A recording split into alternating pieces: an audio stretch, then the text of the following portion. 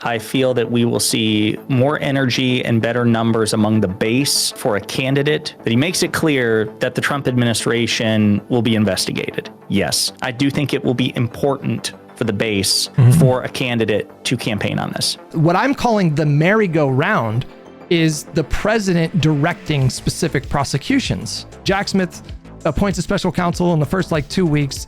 They announce charges. Of course, the Republicans are going to say that this was directed by Newsom.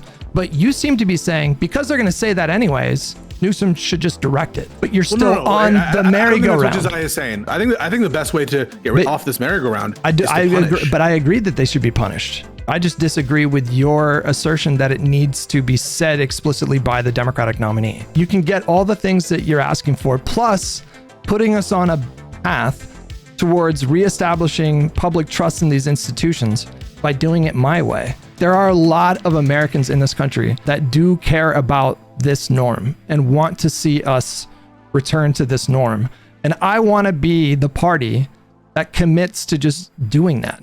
So boys, do you guys want to get into why you're wrong about the DOJ stuff? Pisco, are we on the same team? Where are we with this? Because that's what I was curious. Are you guys talking about the same thing? I think Hutch has a good point. And this is a point that I've been making. And it's the same point I make with respect to the pardons of Hunter Biden, et cetera. And it is that we don't actually want the president to interfere in the line items of the Department of Justice. And we want to reestablish that as a norm. There are some norms that, even though they were violated, I agree. Some norms, we have to have reciprocity. And Jesiah has made that point. I respect that point. Some norms are more important. And to the extent that Hutch's point is, we don't actually want a president either doing it, that is to say, interfering in the line items, yes, establishing some policies at the policy level, but at the line item, in terms of directing the prosecutions, we don't want that. And I agree with that. And if that's Hutch's point, I totally agree. And I don't even think the person running should run on that. I think the disagreement is to what extent should the president signal any kind of specificity towards investigations. And I think that I'm a level removed from Hutch, and I'm a level removed from other people in that the following. I think Hutch wants to say, hey, we're going to see crimes and I'm not going to get involved in the Department of Justice. And if there was corruption from any administration, we'll go after it. That's the kind of line I think Hutch would want to do for both political reasons and institutional reasons. I think I would say something like this. I would also have the throat clear of listen, the president should not, we have to reestablish that the president does not direct the Department of Justice individually. But there has been criminality in this administration. And if I have a Department of Justice, I will make sure that whichever AG that I assign will look into corruption of the previous administration. I would be okay with them saying that. We don't have to have blinders on to that existence. Hutch thinks that goes too far. And then the last level are people who are like, we will run on lock him up. We will run on go after specific persons. And so I think that's sorry, I was talking a lot, but that was the gradient of different views on it. And you tell me, Hutch, what you think. No, I think you said it perfectly. I don't think that was too long-winded. That was a very succinct way of putting it. So yeah, Jesiah, jump in with your thoughts, because we were disagreeing about this yesterday. Yeah, so I'm not sure that I'm at the point where I would support a Democratic president saying, or lock him up. I feel that's a bit too crude, a bit too precise, that the conclusion is foregone. And I'm probably, even at this point, inclined to agree that that would violate a norm that I respect. But I'm not convinced. Once upon a time, I was convinced of this, but now I am no longer. I don't think it would be inappropriate for the Democratic candidate to say, rule of law is important. Rule of law is essential. Rule of law is the foundation. Rule of law should apply to everybody, be they on the left or the right, Democrat or Republican, senator, representative, governor, or president. And we've seen the polls, and obviously I'm running. Why I'm running is in part because I think that the Trump administration was incredibly corrupt. And I believe in accountability. I believe that the American history is littered with examples of subsequent administrations turning a blind eye to the corruption of their predecessors because we don't want to be a banana republic. But the other element of a banana republic is one that will not punish political corruption corruption when it's there. Going after your political opponents simply because they're your political opponents, that is the stuff of banana republics, but giving a free pass to corrupt politicians is also the stuff of banana republics. And we can join the company of advanced democracies like France and South Korea and Japan, who have investigated and prosecuted corrupt public officials. And so I want a Justice Department. I'm committing to a Justice Department that will follow the facts wherever they may lead, but I do want a Justice Department that will examine the actions of the previous administration, and where they find lawlessness, they should prosecute, and where they do not find lawlessness, they should not. Something to that effect. I think we're past the point of the Biden approach to things, which is to simply not comment. I think the Democratic base is past that point, and I see no political advantage to that approach. I certainly don't see an accountability approach to that point. And I would personally not be satisfied as a voter for any Democratic candidate who just kind of vaguely says, I believe. Yeah, I believe in corruption, or I believe in punishing corruption, or looking at accountability, but otherwise no comment. I would not be satisfied with that. Yeah, me neither. What's wrong with that? I think there's a few things wrong with that, but sure. You say that, why is it important that we have this norm? What if you guys maybe Jessiah? Let me ask you, why do you think this norm is a good norm to have, of a president not personally involving themselves in any kind of prosecutorial decisions? Or even investigatory. I can't think of the word I'm looking for. I think it's the potential abuse. So the truth is, and I don't know where Pisco falls in this, I actually don't think that in all instances it's inherently corrupt or inherently inappropriate, especially because law enforcement power derives from the president. The attorney general is acting as an agent of the president. Donald Trump is not wrong when he says technically, in some respects, he is the chief law enforcement officer of the land. We just simply delegate that to the attorney general. It's not because the norm is important, not because it's inherently wrong in every instance for a president to direct investigations or order investigations or set priorities. The reason the norm is important is because of the potential abuse that it could create, where instead of investigating people who are corrupt, who also happen to be your political opponents, you are simply investigating your political opponents to punish them. But also, I just want a quick thing to that real quick, because I think that Josiah's point there is really important. That there are sometimes instances where the president commenting on directing investigations is totally appropriate. And those are situations of the highest level of importance, and when the fear of political prosecution are relatively low. So an example of this is 9/11. Okay? It would be totally appropriate in response to, for example, 9/11, or something really involving like international type situations, where the president said, I've directed my attorney general to initiate prosecutions and investigations into the terrorist scum who attacked us on 9/11, where it gets more dicey. And so the two preconditions at bare minimum are high interest of the United States, and where there's not a fear as much of political manipulation. Because when you start to deviate from that, and it's like, okay, it's terrorism, but it's politically motivated terrorism, then it's not of the same character, the international character of those kinds of events, then I'm starting to say, okay, I'm not sure. Mass casualty events, massacres, bombs on shit, then I think it's appropriate, where no reasonable person would say the president shouldn't be involved there. But right, so you're talking about broader policy, though. So, for example, the Biden administration and Obama, as far as I remember, I think both of them directed DOJ to look at police accountability.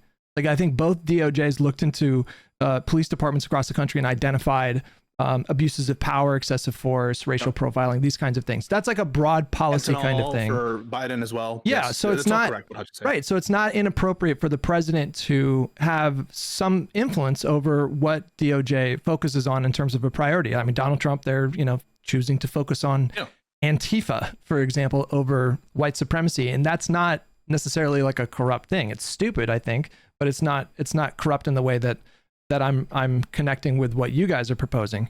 I think the other important reason for having that kind of independence for the DOJ is about public perception. Like, if you have a situation where the president is directing the DOJ to specifically target groups of people, say, for example, the former cabinet members and Trump himself, that's when the public loses confidence that this sort of investigation will be free from partisan influence. That's a really, really important factor to all this. And in the current kind of dynamic in the Trump era, it's really obvious that the public across both sides of the aisle have lost faith in our institutions and have lost faith in these norms that were pretty firmly held for like 4 decades before Trump came along, which is, specifically being this norm of the independent nature of DOJ. If we're ever going to get back to a situation where trust is restored in that kind of a thing, it has to come from like one of the parties just choosing to do that. And I guess where I get concerned, or I guess where I get confused with what you guys are proposing, is that in my mind, it's just not necessary. You can have it both ways. You can have a situation where your DOJ does pursue investigations and potentially criminal charges for former cabinet members, and you can uphold and reestablish this norm at the same time. And so I ask you some questions I'm sorry, I don't want to interrupt. Well, I'm wrapping it up here. Sure. I'll just repeat what I said to you on Twitter. All you got to do is you can do kind of dog whistly kind of stuff. Like, all you got to do is just have President Newsom get up there and say, I want the DOJ that's operating underneath me to focus heavily on government corruption. And to that end, I would like to nominate Jack Smith to be Attorney General. And you know that guy is going to pursue charges, if assuming that Trump doesn't pardon himself and his cabinet. And in that case, the conversation entirely becomes moot. But why is your method more preferable than mine? I just feel like you guys saying that he should specify who DOJ should go after, that to me just feels so unnecessary. So number one, I'm not sure. I mean, I agree that, at least based on how he answered questions under oath and how he conducted himself as special counsel, I think that Jack Smith is certainly, a more ideal archetype for Attorney General, particularly in this era, 2026, 2028, than Merrick Garland ever was. I think Merrick Garland had a judicial temperament because he was a judge for so long. He was actually a legendary prosecutor before then, but I think he kind of morphed into more of an impartial judge. And when you're an attorney general, you're supposed to be a prosecutor. You're adversarial by nature. So I think he was a total misfit. So I agree that Jack Smith would be a better archetype for that. I'm not convinced, though. I mean, this is just anecdotally engaging with my audience and seeing, reactions online. I'm not sure the Democratic base, I think there are some prudential concerns. I think the Democratic base wants to hear from the nominees a platform of accountability and reform and not just assume. They want the dog whistles to be quite explicit. So I think there's some prudential reasons for energizing our base why that's important. But let me ask you some questions to kind of like create the contour here. Is yours a concern of principle or prudence, or both? Both. I would say both. The principle itself is important, but there's also just like obvious benefits, I think, to my proposal over yours. I don't really. Yeah, go ahead. Well, I was going to say, just because I want to interrogate it, what if the principle and the prudence are at odds? So let's say you find data that suggests that the Democratic base is less likely to turn out. They're less likely to be enthused if the candidate does not talk about investigating the Trump administration. And that could potentially cost us elections. What happens if the principle and prudence go into conflict? In the current moment that we're in right now, I would probably pursue I would place the highest priority on beating Republicans. And so I think I would compromise on that principle if it meant beating JD Vance, just because I do believe that this is a nascent fascist movement. And I just think that you might have to compromise on some principles if you're doing that. But I take your point on the thought experiment, but I can't really envision a future where, I mean, look at where the party's at right now. I mean, the result out of Texas over the weekend, we're going to have some special elections tonight. I'm pretty confident that there's going to be massive overperformances there. we're headed to just a fucking bloodbath in the midterms. Go ahead, Pisco. You look like you're ready to jump in there. Well, I just wanted to bolster Josiah's point a little bit in the prudential side of things in the factual dispute, because I like a lot of what he was saying there, and I have some responses. Listen, you're talking to one of Merrick Garland's last fucking defenders on the wall. You know, I'm the last. It's true. On the wall, but Yeah. But I agree with a lot of what Josiah said. Here's my concern. I want the candidate to be able to speak openly, frankly, and honestly about the criminality that we're seeing in the administration. In other words, if a moderator were to ask a candidate, hey, like, do you think that they did any crimes? Like, I could imagine that very much being a question that not just a moderator, someone at a town forum could ask. Say they're frustrated. They say, you're trying to run for president. We're seeing all these crimes happen. What do you think about that? Do you think that these are crimes?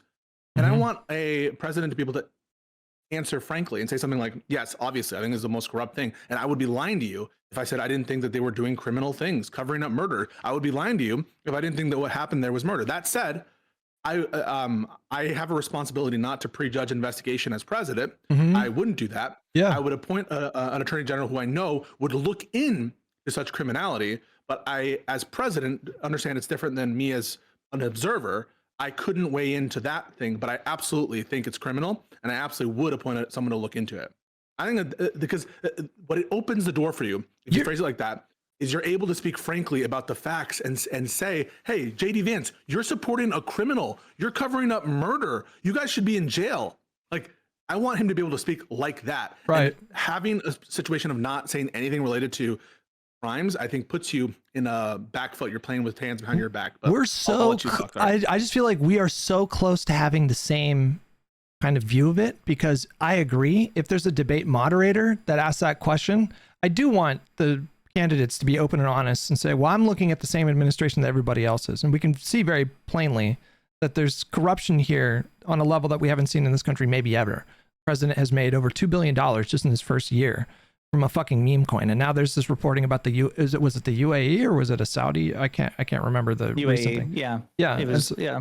So like, I'm fully on board with that. There was like literally just one kind of sequence of words in what you just proposed, Pisco, that I think is the issue, which is I'm going to point, like, the president should not come out and say, I'm going to appoint an attorney general that will look into the Trump administration. What they should say is they should just make it very, very broad. Like, you can say all that. Yes, I do think he's committed crimes. Yes, I don't think that anybody is above the law. And yes, I do think there should be consequences for the criminality of the previous administration. That's why I'm committing to nominating an attorney general who will aggressively pursue any and all government corruption that they find. I want to let Josiah in, because I'm sorry, Josiah, because I know you're chomping. No, you're good, man. One other point that I wanted to make on that, which is, there's probably reasons legally that Trump and his cronies will be able to try to insulate themselves from criminal punishment. And those will require political solutions if you want to get rid of it. Things like, for example, saying, I want to pass an amendment to get rid of the immunity decision, or I want to increase the court personnel because they packed it before, and look at the decisions that prevent us from getting actual justice on what's happening here. And so I agree that, would you call yourself an actual justice warrior? I'm an actual justice warrior, but like, we're going to have him on the pod at some point, but yeah, go ahead. Oh, we should. Yeah. There are impediments to actually getting impartial justice whose only possible solutions are political in nature, and will require the president to weigh in terms of legislations, potential amendments, judicial reform, that kind of stuff. And so given that they're going to try to pardon everyone else, they're going to try to, extend immunity. This is a political issue now, and it's inexorably linked to the politics of the moment. I want to respect that norm, but we're in a very different situation, in my opinion, and that requires comments that maybe in previous administrations I would think are not valuable to make, or that are unwise to make in those contexts. Now it does require the politics to get involved, in my opinion. Josiah? Yeah. So I just want to follow up on some of the questions I had. So I asked you about the principle versus prudence. If in a thought experiment, because I could easily see this happening where the two come at odds, you answer candidly, you probably would defer to prudence in that situation. I want to kind of ask a similar question before I follow up on your answer, which is, let's say that the American people at the end of Trump say, you know what, we're just exhausted. We just truly want to move on. We're going to vote for Democrats, but we don't want the Democratic Party, we don't want the next administration to investigate or prosecute previous crimes by the Trump administration. Just fuck it. He gets away with it. Let's move on. What about that? Where again, that's a good question. Principle and prudence get in conflict. That's a good question. If the public were, now I realize this is just a hypothetical because I don't think this is very likely to happen, right? Yeah, I don't think you think that either. But like in that situation, if I felt like the current Democratic Party administration pursuing charges against the previous administration, if I felt like that was going to like lose us seats in the midterms, then I would oppose it. Sure.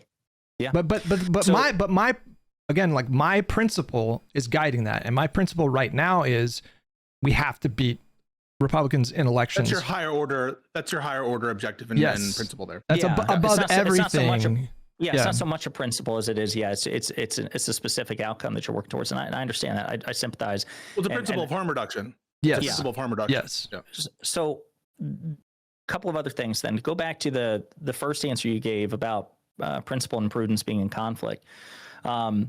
You talk about where the party is right now, and I agree that there are some really positive signs about the midterms.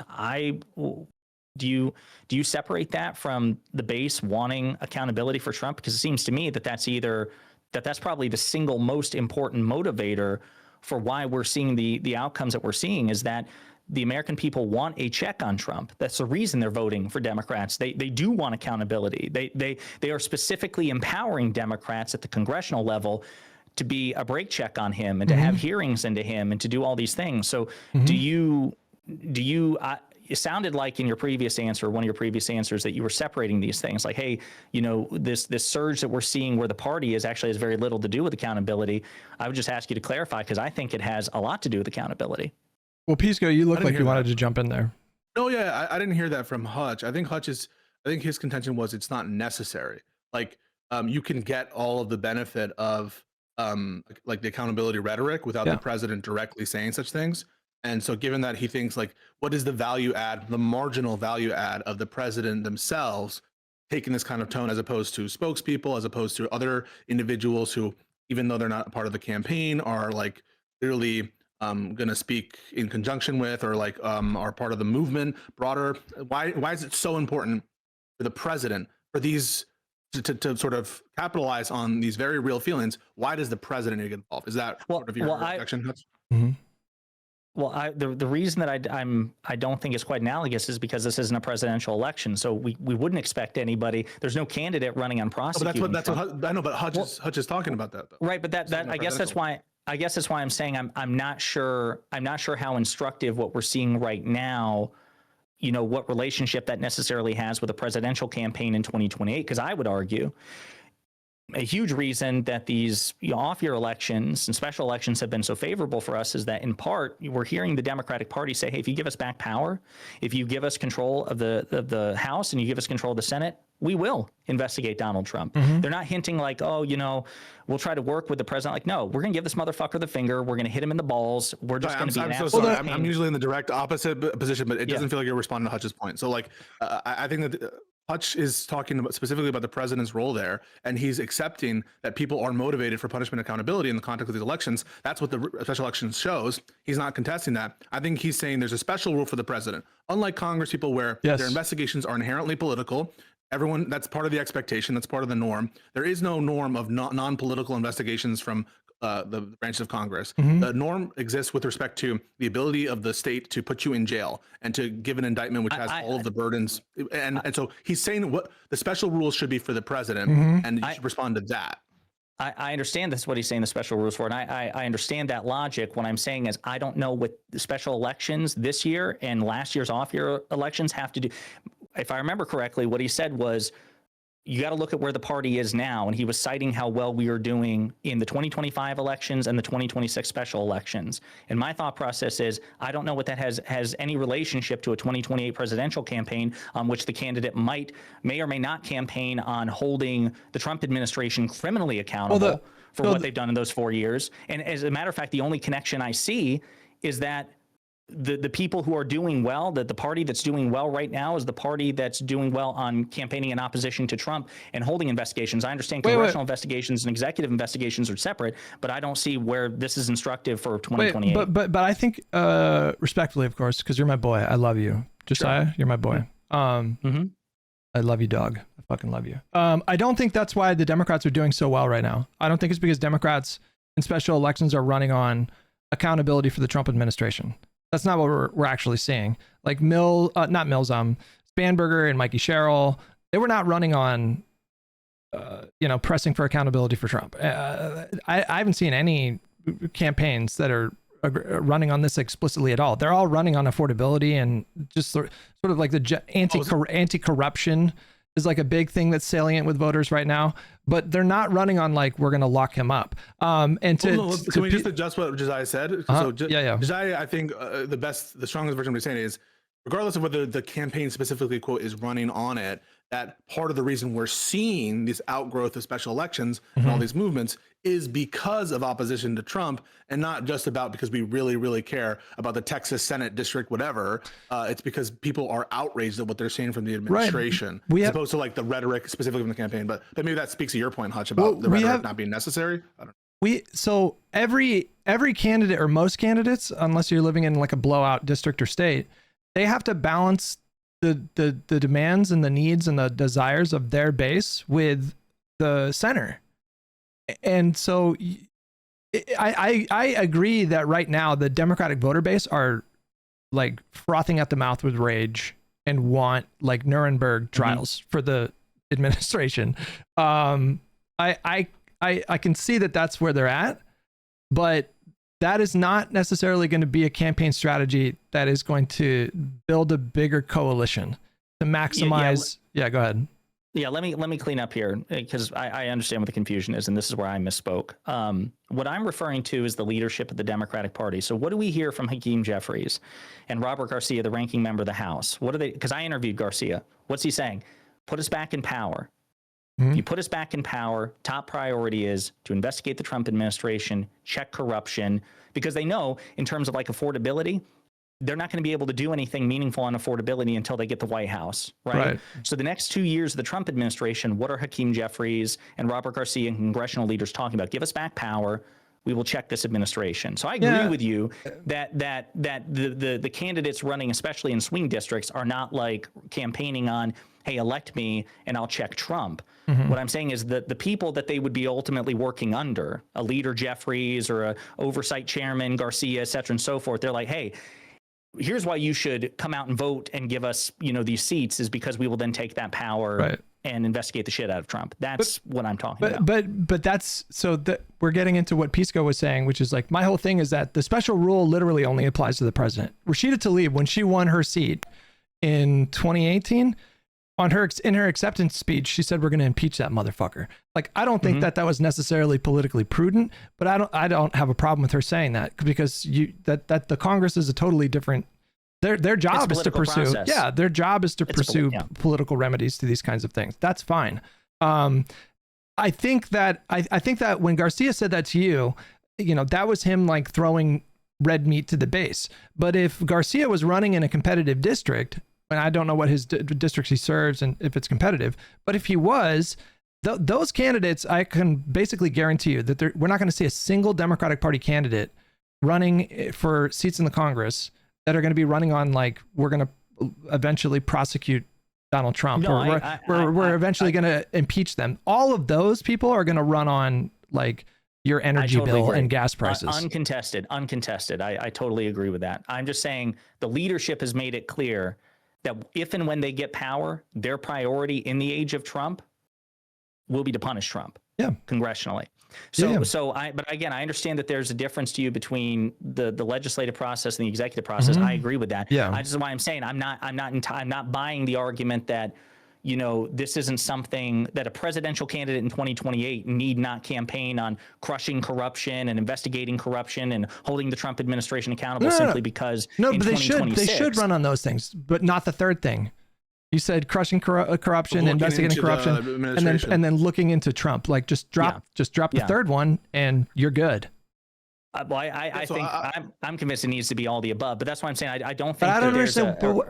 But what is this? You seem to think that there's like an electoral. You seem to think that we might net more seats, or the presidential candidate on the Democratic side of the aisle might get more votes by running on this. I just don't I don't know what that is based on, because it feels like, and this is my problem that I'm having with a lot of left-wing pundits these days, is that they're purely speaking to the base. They're not really thinking holistically about, in my opinion, they're not thinking holistically about like the broader American electorate. And there are a lot of people in the center or that are politically unaffiliated with either right-leaning or left-leaning independents or true centrists that are looking for a path to get back to certain norms that used to facilitate a much more like functional version of government. You know, bipartisanship and independent investigations free from political influence. Like there are a lot of people in the center that are looking for a return to that. I don't think that it's going to benefit the Democratic Party to just run on things that are going to appeal to their base. I also don't find the argument very compelling that the Democratic Party voter base is not going to be wildly enthusiastic and engaged in terms of showing up to vote in both the midterms and the 2028 election. I think those elections are going to be fucking blowouts. I think we're going to see enormous voter participation, like really high levels of engagement. I am certainly not making the case that in a general election, punishing the Trump administration or investigating the Trump administration a centerpiece or a central pillar of your campaign. I'm not making the case that that's going to win over swing voters or is more likely to win over swing voters than not.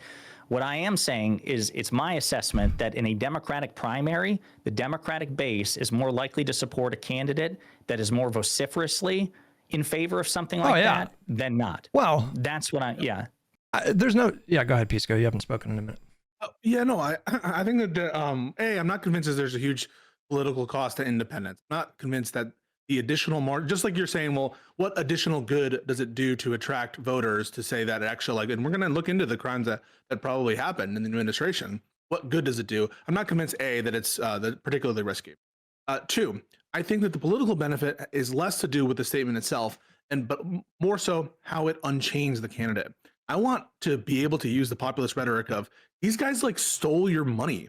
These guys scammed you. These guys allowed fraud to happen. We're going to try to get your money back. That's going to be a priority of the administration, of any kind of administration I'm a part of. We're going to try to get the money that they scammed from you, that they grafted from the American people, all the bribes and stuff, because that's your money. And being open about that, I think, unchains the candidate to be more plain spoken, to be more honest and blunt, while maintaining always the notion of the principle, which matters to me, that I won't get involved in the day-to-day, but it will be a priority. And then number two, this is totally separate from the political benefit. Even if I was convinced there was a very slight political loss overall, it's worth it to me. The reason it's worth it to me, because I want to increase the odds that it actually happened. And him being on the record saying that they're going to do these investigations, to the extent that they want one, it would show a mandate for that policy, and it would give it more legitimacy for that policy. And two, having candidates on the record does in fact pressure, to bring those promises up in any other given context. And then finally, in a primary situation where I'm trying to decide which candidate I want to back, put my eggs behind in different contexts, I want to know, because it's my top priority, which among them has the best interest of what I think the American people are at heart. So all those different things, the fact that I don't think it's incredibly risky politically, the fact that I think to the extent that it is anything, it is more likely to cause a candidate to be candid with the American people and say, hey, JD Vance, you are the one trying to hide the graft and the corruption, and we're going to try to get the money back because we're going to look into what you did. I think that is a political benefit to the candidate itself in signaling. And then finally, I think that it is a more likelihood that when you have that commitment, that commitment actually be followed through and have legitimacy from the American people. I'm still not really understanding why your method is preferable to mine, because I feel like using my method, you can have both of these things. You can have government accountability, and you can have an example of a political party seeking to, firmly reestablish a norm that I think is really important. And I think that matters. You have half of it. You have the critique, which is you guys did criminal stuff, but you don't have the other half of the populist rhetoric, which is, and we're going to get that back. And we're going to make sure the American people are repaid for that, or we're at least going to try doing it. You're going to continue to hide for your billionaire friends, and we're actually going to make sure that to the extent possible, we're going to get that back for the American people because that's their money. I guess here's another thing that maybe there's a disconnect here is like, I think that this principle is actually really fucking important. So it's not just about like the politics of it. Like I do think it is corrupt for a president to be directing DOJ to investigate specific people. I think it's thoroughly corrupt. No, but that's not what we're talking about. We're saying that's not what I'm saying. Did you think that I'm saying that he should order the department to look into particular people? Well, when you say, the administration fleeced you from tax dollars or what, I don't know how exactly you said it. That's what you're saying, right? You're saying, and we're going to look into that. That's what you're saying. You're saying that's not particular people. Agree that's wait, literally particular people. Well, no, it's a particular group of people. Like you're saying that you're gonna, but you are saying that you're gonna instruct your DOJ to investigate the previous administration. I actually think that I'm gonna pick an attorney general for that is a priority. Yes, I think it's important. I think that this is I don't want to live in a country where that is like the norm moving forward. I think that's a really, really awful way to do criminal justice in a country. I don't think the leader should be instructing the Justice Department to go after specific individuals. Hutch, remember Maidan and like the massacre that occurred with the protesters? Let's say that we have a situation in which like there's actually decent information that Trump or JD Vance or Noam or someone ordered like a massacre of 20 protesters. In that situation, and now I know it's different than the situation we have now. Why would it be wrong for presidential candidates to say like, and we saw the massacre that occurred that day, and we're going to get to the bottom of it. They're going to cover it up. We're going to investigate the massacre that took place. That someone in the administration, they're hiding it. Someone in the administration is covering this up. It gave the order. We're going to find out who. Would that be wrong to do? Or I would say like a more concrete example, the timeline doesn't quite add up, but just imagine January. So imagine in Brazil had their own version of January 6th. It was January 8, 2023, and it happened after Lula da Silva was already inaugurated, right? So it wasn't like where they were certifying his votes. He was already in power. But Bolsonaro supporters stormed the executive building, the legislative building, the judicial building. So imagine a January 6th, which happened not before Biden was in office, but imagine after he had already been inaugurated. And President Biden was asked, sir, yesterday, Trump supporters stormed the U.S. Capitol, stormed the White House or whatever. Will you be, what's your comment on that? Will the administration be looking into that? Blah, blah, blah. What would... in that sort of hypothetical, the administration broadly would not be the ones looking into it. It would be the Justice Department. And I think you can answer that question in a way that gets to the point without sullying or dirtying the waters. You can say like, of course, I feel total confidence that the Justice Department that operates underneath me will do everything in their power to investigate like these kinds of matters. You would just say it very broadly. And you can like dog whistle, I suppose. But do you want a situation where, President Biden is calling up Merrick Garland and saying, I want you to like go after. Okay, but no, but no, that's not what I'm calling for. Wait, but aren't you though? If you're saying you want Gavin Newsom to pledge to investigate the Trump administration for whatever crimes or whatever, I don't understand how you get there without instructing your attorney general to go after specific people. What if he gave like this in that hypothetical? I'm curious because I personally that still didn't sound like a clean answer because you say dog whistle sounds like it sounded like a pretty strong signal to the attorney general publicly to investigate such a thing. What would be wrong in this hypothetical was the president saying something like this? The attack on the Capitol, which happened yesterday, was a heinous attack on our democracy by people who can't accept the results of a free and fair election. It was unprecedented in the history of this nation. And of course, I expect the Justice Department to look into the situation and follow the facts without fear or favor wherever they may lead. But of course, I expect the Justice Department to look into this.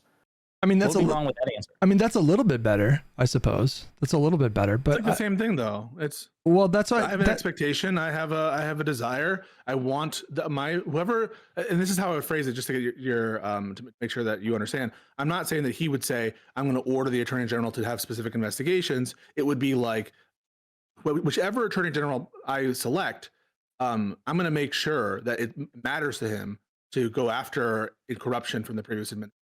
But I'm not going to interfere in particular investigations. I'm not going to make charging decisions. I'm just going to select an attorney general who I know is apolitical, who's ruthless, who will investigate previous corruption crimes from the administration specifically. I'm not going to ignore the massive graft and corruption that we're seeing now. We're going to hold them fully accountable in an administration. Doesn't mean I'm going to get involved in everything. Well, that's essentially lock him up, but that's lock him up dressed in flowery language. That's what that is. No, it's not. Yeah, you're saying my administration is going to, go after. You're promising not to interfere. You're promising not to interfere in the Justice Department, but your personnel decisions, as every president has, will be dictated by the values of you, and one of those values will be going after corruption. And it would be foolish for us to ignore the elephant in the room. And yeah, we're not going to do it for political reasons. I will instruct my attorney general, if there's no crime there, we're not going to do what Trump did and just do these like crazy charges against James Comey. We're going to follow the facts and law, but we're not going to not talk about the elephant in the room. Well, at that point, we're just on that merry-go-round until somebody gets off. Because the next administration that's Republican, they're going to do the same thing, and then I guess that'll be false equivalence. Then that'll be justification for the next Democratic president to do the same thing. And it's at some point, the one political party or one leader of the political party is going to have to make the conscious decision to just get off of that merry-go-round. Like this is like a very, very, to use a phrase that's a bit problematic, I suppose, but this is a very slippery slope. If we just continue that policy of just abandoning that norm altogether, then Hutch, can I ask you something about this? I want to ask you though. Like, do you agree that if we're ever going to get back to that norm, which you say is good, you say that that's a good norm, you say that there's value there.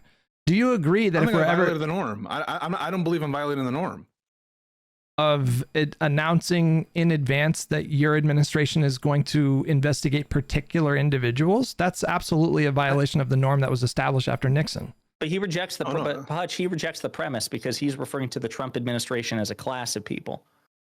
Just like I am instructing my DOJ to investigate mafia. Yeah. I don't. Why is that not an apt comparison? Because like saying, I'm investigating fraud in the Somali community. I'm investigating fraud. The norm, guys, the norm is the independent nature of DOJ in terms of like, in terms of their prosecutorial or their investigatory decision making. That's the norm. Are all consistent with that? No, yes, for the president not to get involved in particular investigatorial or charging decisions, but so we just have a different view on the level of generality here. That means not directing them to do things. No, I'm not suggesting. So I just want to be clear. I'm not suggesting any direction from the president to the attorney general, really on anything I said so far. So I want to make sure that we agree. Like, do you agree that I'm not suggesting that the president direct the attorney general to do anything? Well, you said my administration is going to look into this and that thing, right?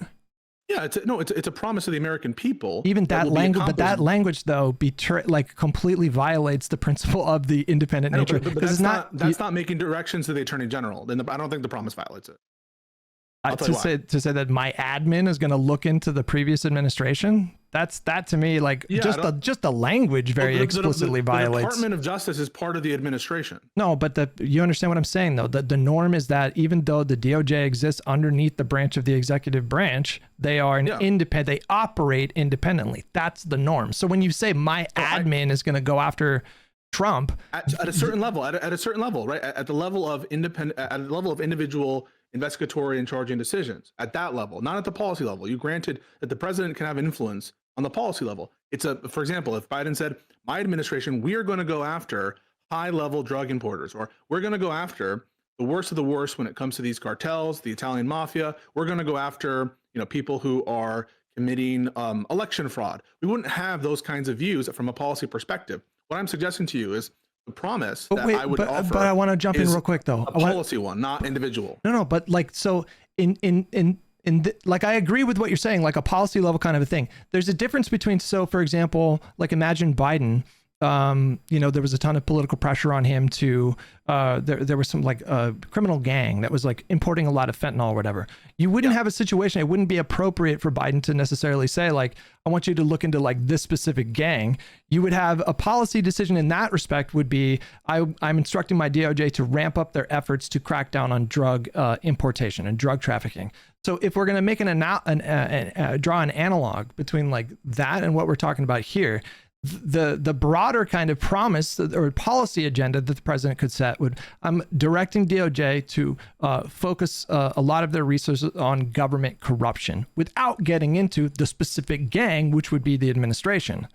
You understand? You think there would be something wrong with it? You think there would be something wrong with the president coming out and being like, listen, La Cosa Nostra is a plague, and we see their constant criminality and racketeering and bootlegging. And so my administration, we are going to take the fight to La Cosa Nostra. You think that would be wrong to do?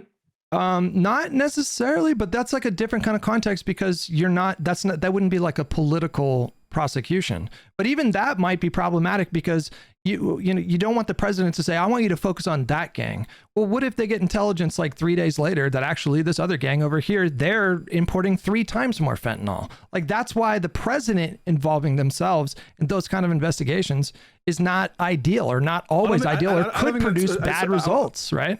I want to get clarity on this point. At a bare minimum, you will grant that we're not talking about the president in his office directing the attorney general in the sense of giving order. You'll at least agree that neither Josiah nor I are talking about the president getting involved in the sense of when he is president, telling individual people what to do. We're not talking about that. Fair? Well, no, I disagree. Because if you say my administration will look into the Trump administration, how do you get there without instructing DOJ to do that? By appointing personnel. But that's what I'm saying. That's not direction. No, but that's what I'm saying. I'm saying you do it by appointing people that you have confidence will pursue these crimes.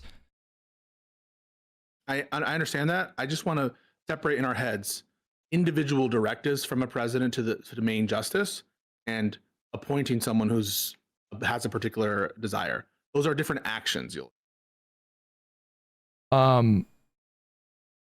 Yes, but your language, your language necessarily implies a level of like direction. Well, it doesn't necessarily imply directives to the attorney, any kind of particular communication between the president and the DOJ. Agreed? It doesn't imply that. I think it kind of does. If you say my admin is I'm going to make sure that my admin investigates the Trump administration, then that I think That's necessarily implies. So then you just say again, government corruption of a particular kind. Wait, can we back up just a little bit though? Because I want to. Are you guys convinced that? Are you guys convinced that appealing to the base in this kind of way is necessary electorally, or I guess in a different way? Like, or Josiah, maybe you can jump in here. Do you guys think that that promising to go after the Trump administration, like Newsom promising specifically to go after the Trump administration, is like necessary to energize the Democratic voter base sufficiently that they'll show up in large numbers? Or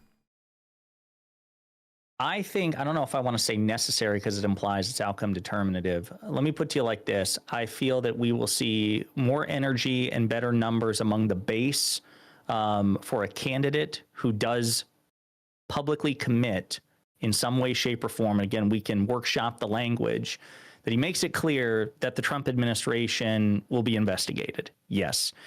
So for example, like the only thing I can come up like in my mind is like, I'm thinking like an Andy Beshear or a Gavin Newsom. I think the base wants somebody with more of a Newsom posture than a Beshear. And I lived under Beshear, and I think he's an amazing governor, but he's the Mr. Rogers of Democrats. I'm not convinced that the base will be like, God damn, Andy, you're going to be great in 2032 or 2036. But right now we want a fucking bulldog. Mm-hmm. So that's what I believe. Now, what are the sort of like electoral outcomes? I'm not sure.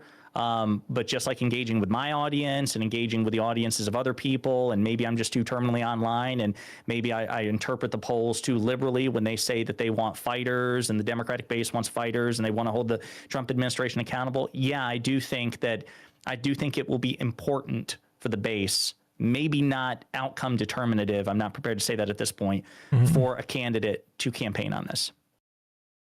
That's where I am. I can't speak for Pisco.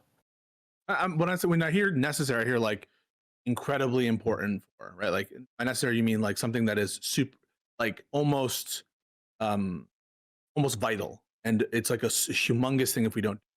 I don't agree on that level that it's huge. It's significant. I agree with what everything Josiah just said, which is that all else equal, I do think it will help and help Democrats. And to the extent that that's what you mean by necessary, which is it makes it more efficient, it makes it more likely, then I agree with that. But I don't think it's like strictly necessary. That said, I've laid out other reasons besides public opinion for why I think it's the good position to take. And I don't think it violates the principle of non-interference by the president, because I think I construe this as part of a policy level investigation promise, not a particular action. I know we are going to charge Trump, we are going to charge Vance, we are going to lock these people up specifically, and if they don't, I will get someone who will. That is not what we're talking about. And we're not talking about any particular internal action in the executive branch other than the normal appointments process of someone who's a bulldog and someone who cares about this shit. And if it were the case, for example, that we got information that the next Democratic president were ordering the Department of Justice in the way Trump is to indict particular people, or why haven't you moved fast on this or that, I would say that's corrupt. So and I've been consistent about that. That's my belief on Biden's pardon. That's my everything. And I just don't consider the kind of statements that we're talking about to be that level of interference or to promise that level of interference. And I want, I don't want to inundate Hutch, but when Hutch, because if Hutch wants to respond, I do want to return to something when he's done responding about, he was talking about the merry-go-round earlier, and there was, I wanted to get back to that. Yeah. So Hutch, I want to talk about the merry-go-round, spend like 20 minutes, so I can't remember your exact phrase about it, but just like I was saying, somebody needs to make the conscious decision to just establish that norm. Do you think we're on a merry-go-round now? In what, in a broad sense? What do you mean? Or is there a specific thing you're focused on? Are we on a merry-go-round about prosecuting political opponents, or whatever you think the broader topic of this is, or the broader principle in dispute here is? The merry-go-round, are we on it now? I mean, in this very moment, from the top level, we are, because Donald Trump is giving like specific directives to go after Comey and Letitia James and right. other people. Yeah. That's not a merry-go-round. That's just a horse ride. That's just one that, like, I understood the merry-go-round to be like both sides are doing it, and it's this vicious cycle of like almost Capulet Montague style thing, and it's tit for tat, tit for tat, tit for tat. And I just think I take probably Josiah's view is that it's been all tat. It's been no tit, only tat, and it's only them. It's been tits for days. Well, but what you guys are proposing, and you guys obviously disagree, but what you guys are proposing is staying on that merry-go-round. So let's just accept that. We don't think it's political. We don't think it's a political. Of course it's political, though. I mean, of course it is. If it's coming as a directive from the president, then of course it is.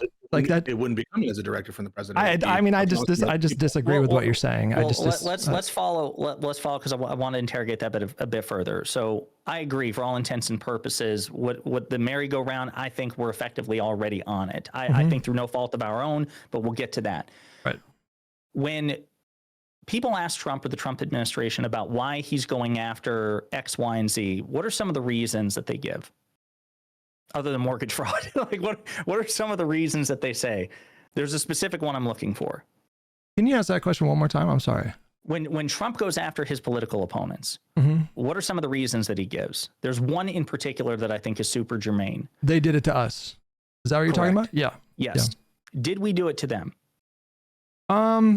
No, like there's no we there. I mean, I think like the Bragg prosecution is probably like the weakest case, but as far as which one was the Bragg one? Was the Stormy Daniels one, right? One that well, yes, it's the hush money payment, the one they convicted on. You think that was a political case? I think that one had like the most political influence. Don't you guys think that? I mean, I think the other ones felt way more like. You know who's a really good example? Stephen A. Smith, the fucking sports guy. Oh my god! Yeah. He talks about this shit fucking all the time. Like, but he thinks like he thinks all of those investigations. The way he talks about it is like there's this Democratic Party and we all just decided that we were going to prosecute Trump. I fucking fully reject that language. I think the other 3 criminal cases, I think were totally appropriate. I would not say that those were like political prosecutions. But the New York one wasn't political. Trump tried to corrupt the 2016 election, and he did so in a. I mean, I don't even dispute that he committed a crime there. That's not even the point. But I'm just saying, didn't they change the law to alter the statute of like Oh, that's the MAGA talking. Wait. Hold on. But we can't. Hold on. But if I'm wrong about this, that's fine. If I'm wrong about that particular point, then that's fine. No, hang on. He when I leave, you guys can hash that sort of stuff out. But let's just follow this for a second. So, okay, Hutch, let's take your answer, which is that maybe some, at least one of the investigations you think could have been tainted by politics or motivated in part by politics, but the other ones were not. Just to clarify, I said that was like the weakest of all those cases, and that's like the strongest argument that you could make. However, all of those prosecutors, there's no indication that they were given a directive by the governor, Joe Biden, the political parties. None of that seemed to have been involved at all. I agree. So we didn't do it to them. We did not do it to them. Right. But they say we did. So here's where I am, and we'll skip to it. The reason that we're on this merry-go-round is because the Trump administration looks at any attempt, and Republicans writ large look at any attempt to hold Donald Trump accountable for anything as politically motivated prosecution. And they take that premise and use it to justify actual political prosecution. So I would argue that the only way to get off the merry-go-round is just to commit to not investigating or holding the Trump administration accountable. Because do you agree that there's no timeline in the multiverse in a President Hutch universe Great point, yeah, that prosecuting Donald Trump for any reason will be accepted by the Republican Party? No. So obviously not. They're always going to do that spin. But I hear this argument all the time, and it drives me insane because it sounds like what the argument is. Like, I've heard this argument applied in a different way from lefties who say, well, they're just going to call us socialists anyways, so we might as well be socialists.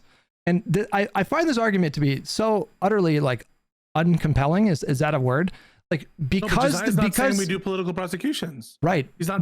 But he doesn't accept that premise. I agree. Like, there has not been any kind of reporting to suggest that there was any top-down pressure on any of these prosecutors to bring charges. And so the reason why we're on what I'm calling the merry-go-round is the president directing specific prosecutions. And so if like, yes, they're going to try to spin anything. So if Jack Smith, for example, we do things my way, Newsom doesn't say anything about, I'm going to make sure we go after the previous administration. Jack Smith appoints a special counsel in the first 2 weeks. They announce charges. Of course, the Republicans are going to say that this was directed by Newsom. But you seem to be saying, because they're going to say that anyways, Newsom should just direct it. But you're still on the merry-go-round. That's what Jesiah is saying. I want to be fair. How is it not what he's saying, though? No, because Jesiah is responding to, I think, your point, which has to do with what you think the likely outcomes will be. That is to say that unless Democrats do stand above, the Republicans won't stop doing X, Y, or Z because they're just going to understand that. But what he's responding to is the notion that Republicans will stop ever. And especially in light of not having political or presidentially directive things, because that wasn't the impetus for them to start in the first place. So given that their whole set of assumptions about political prosecutions and even being in a merry-go-round and saying this is payback is premised on a total confabulation, how can we think in the future it is likely that us taking action and even assuming this was a political prosecution, we don't accept that it is, even assuming it was, that it would have any effect on their conduct? Well, I feel like this is like the ultimate black pill then, because if you guys can't imagine a situation where in the future we get back to a place where both parties respect this norm, then it just feels like we're just kind of on this intractable path of merry-go-round, basically headed towards some kind of a cold or hot civil war. And so I think the best way to do it is to punish. I think the best way to get off this merry-go-round is to punish. But I agree that they should be punished. I just disagree with your assertion that it needs to be said explicitly by the Democratic nominee.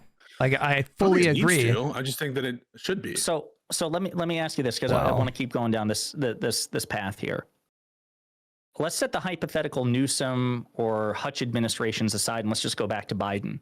Mm-hmm. Set Merrick Garland aside. Let's think about Biden's conduct, the Biden administration's conduct. Do you think they were pretty fastidious when it came to the sort of behavior that you're talking about, Hutch, that you would like Democrats to emulate in the future? Yeah, they seem to, Biden himself and his administration were signaling, and this was sort of like the promise that he made in 2020 was, I'm going to take us back to normal. And so he, you know, whenever he was asked about Trump's prosecutions, he always did the same thing. Like, I'm not going to involve myself in DOJ, blah, blah, blah. Did it work? Well, define work. I mean, he lost the election, obviously, or he had to drop out eventually, and Merrick Garland dragged his feet. Discrete issue. Well, no, I mean, even on this discrete issue, when it on came the perceptions to, of MAGA, et cetera. Yeah. Or just let's just say public sentiment, whatever it was. Let's not even just say MAGA. Let's say MAGA, and then say the country writ large.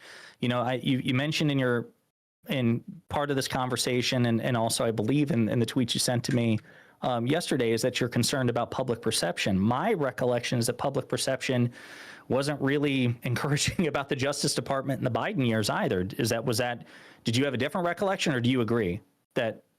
Are you basing this off of opinion polls, or I don't?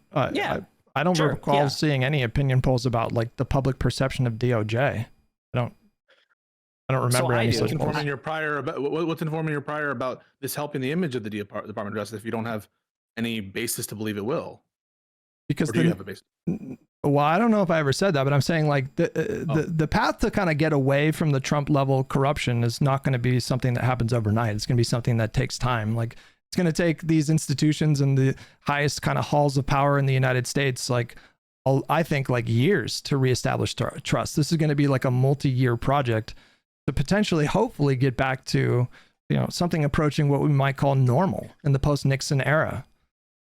So the polls that I remember about this, I mean, the American people were pretty well split.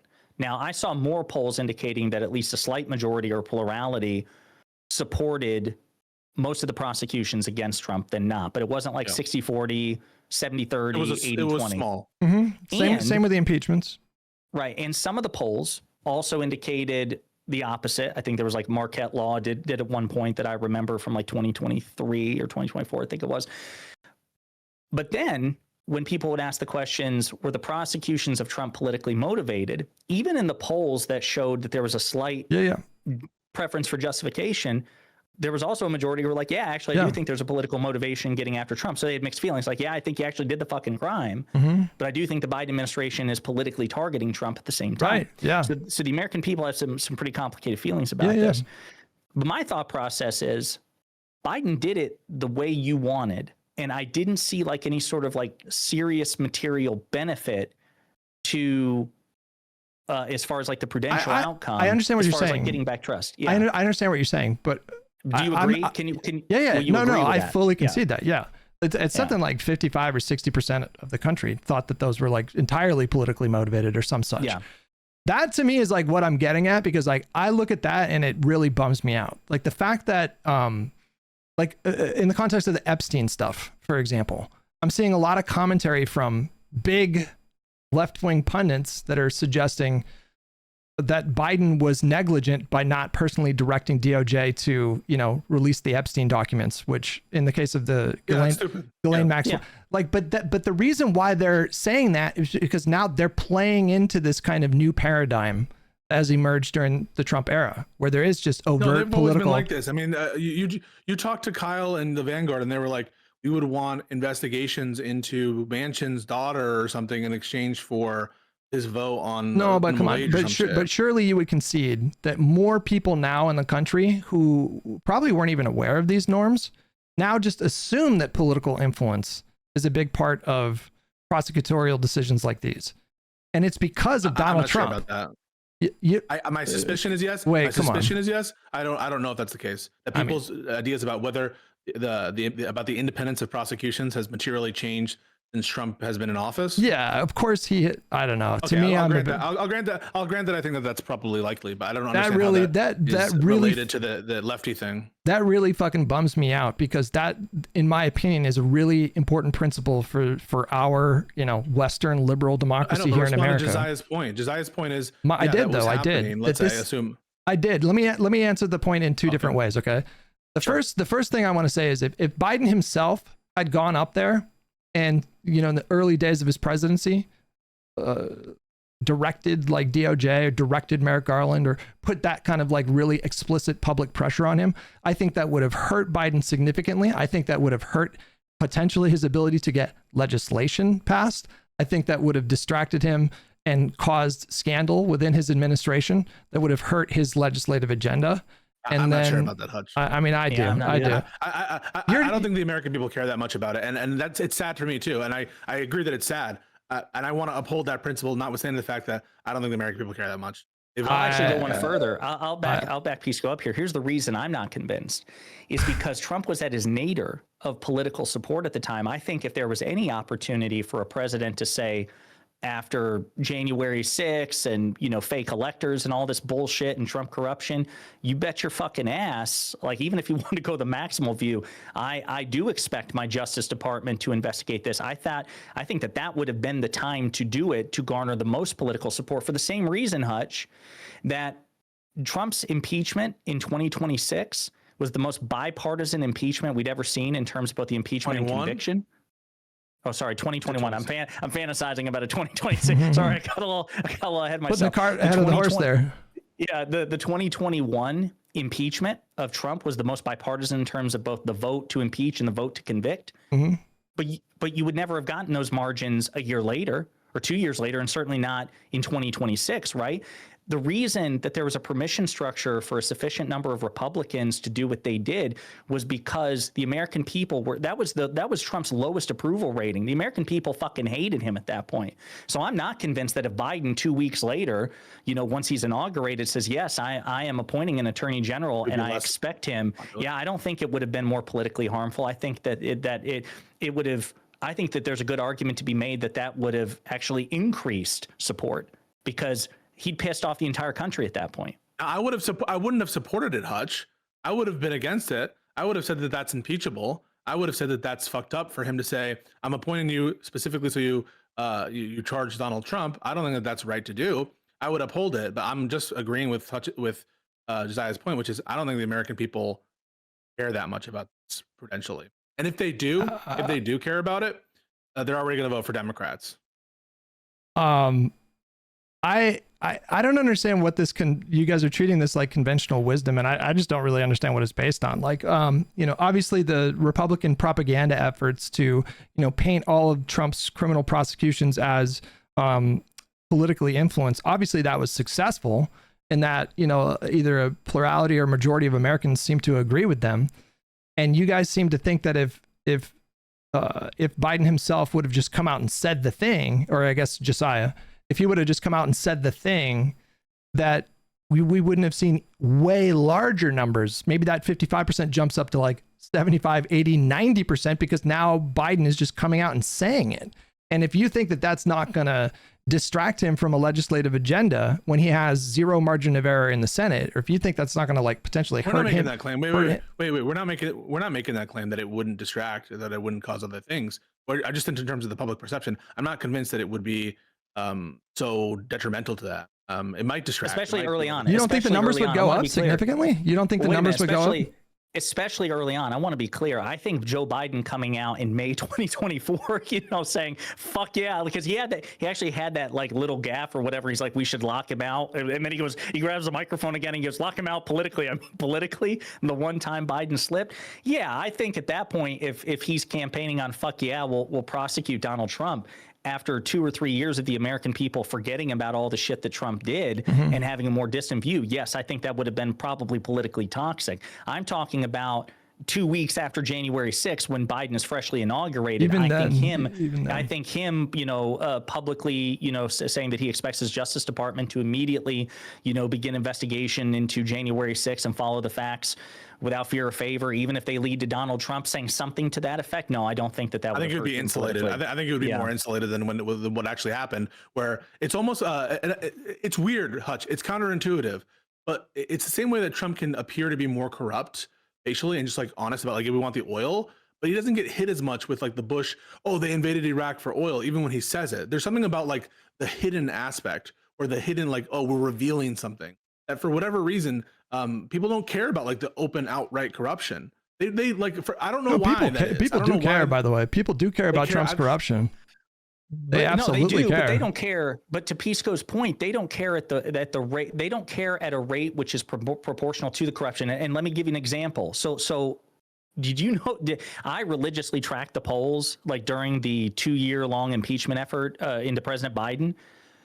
The American people were obsessed about Hunter Biden. They knew fucking everything about that guy. And the polls were really, really bad. In fact, there were some polls which say, actually, I do think that Trump or that President Biden pulled strings to benefit his son and all this, like all this shit. That, yeah. And so the perception of corruption on Biden and Trump is generally considered to be more corrupt, but it's relatively close when you consider the margins. I don't know. I think Donald Trump's numbers currently and the electoral results recently reflect not just disgust with ICE, but the disgust of corruption. Like I think the public is more aware of his corruption than they were certainly like the first term, and I think it is pissing them off. Let me ask you guys a question. Hang on. If you and I don't know, maybe there's a poll out there that dived into this particular topic, but if you were to ask the American people, if you were to propose two different things, but which do you think the American public would prefer more, my way or your way? Like, do you think that America, if you ask them, do you want to see like prosecutorial instructions or investigative like instructions on investigations? Like, do you want that to be completely free from political influence, or do you think the president should have the right to direct DOJ? If you phrase it especially if you frame it like that. Well, how you frame it a different way. I think it'd be 80-20. I think it'd be 80-20 in your favor. Frame it a different way then. Frame it however way you want to. So here's how I frame it. Well, should the president investigate the Trump's order the Department of Justice to investigate the corruption of Trump? I think that you would get a majority on that. I think that if you gave them an alternative, should the president stay out of those kinds of decisions, that more people would favor my proposition. Right, but they're not getting faced with that decision when they're told the rhetoric. It's not like they're considering both. They're just responding and reacting to one. It's not like, hey guys, would you rather hear this or that? It's like a focus group. They're just hearing one. And to be clear, I think that is the preference that people have, though. When people talk about how, like 60% of the public think that, Trump's prosecutions were politically motivated, they're saying that in a disapproving way. They're communicating to pollsters that they don't like political influence in these kinds of. Now, whether or not it's true, that's a different discussion altogether. But Americans broadly don't like the idea of politically influenced prosecutions. And yet they supported the charges by a slight majority. But I feel like that's a separate point, though. How you phrase the question, and it's a way of saying the American people are willing to abide some political influence into the DOJ prosecutions and even support certain prosecutions in light of that. Now, that said, I don't agree with political prosecutions, and I don't say that what I'm suggesting would amount to political prosecutions or political directives. And that's ultimately, I think, where the big disagreement is I view the kind of, hey, we're going to investigate the previous government's corruption as a. But it's not we. We shouldn't be. So why is it we? We're going to investigate the mafia. Why is it we? What it means to me. Why is it we? We are going to investigate Donald Trump. My administration. But it's not your. No, but okay. But there goes the fucking independent DOJ then, right? So I guess that's just fucking gone. That's just how people. That's just how people talk. I'm sorry. Yeah, I agree. It's not. That's his important. Lawyers. The language is important. The language is actually really important. That's the whole point I'm making. I'm trying to say. The point I'm making is I'm not actually co-signing political prosecutions. I'm not actually co-signing political prosecutions. What I'm saying is, I think the president should make it clear that my attorney general will look into corruption of the previous administration. And I don't think that's like saying my attorney general is going to look into the mafia. It's not. It's again, it's not. It's not the same thing, though. Yeah, go ahead. I've got a question for you, baby. Listen to this one. Okay. President Hutch appoints Attorney General Jack Smith. Jack Smith comes to President Hutch, the Oval Office, and says, "Sir,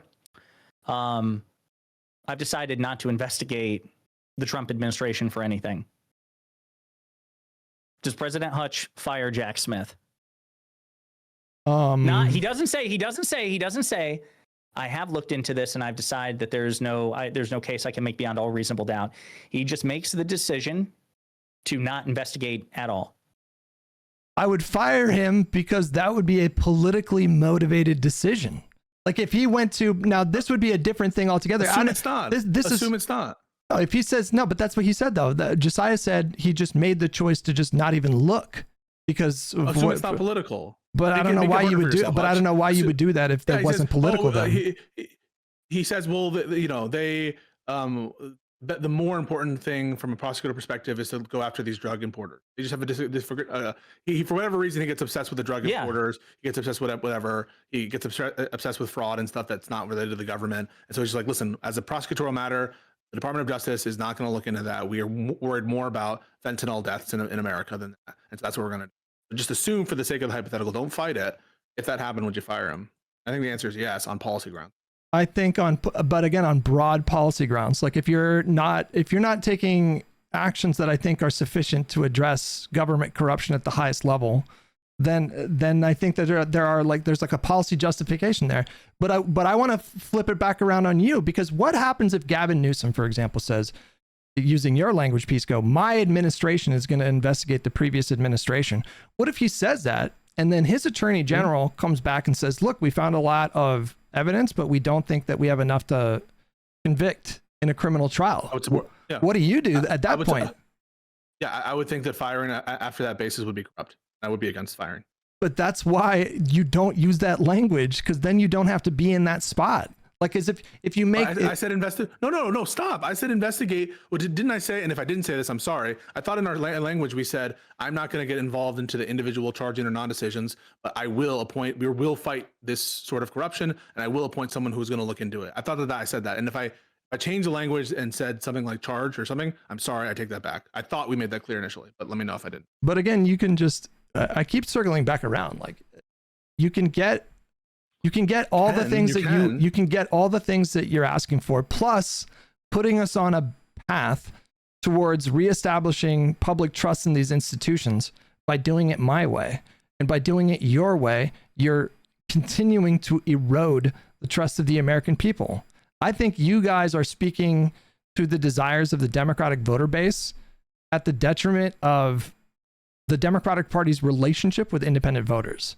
Like there are a lot of Americans in this country that do care about this norm and want to see us return to this norm. And I want to be the party that commits to just doing that. And that is going to take years to reestablish that trust. It's not going to happen overnight. And yeah, the double standards are insane.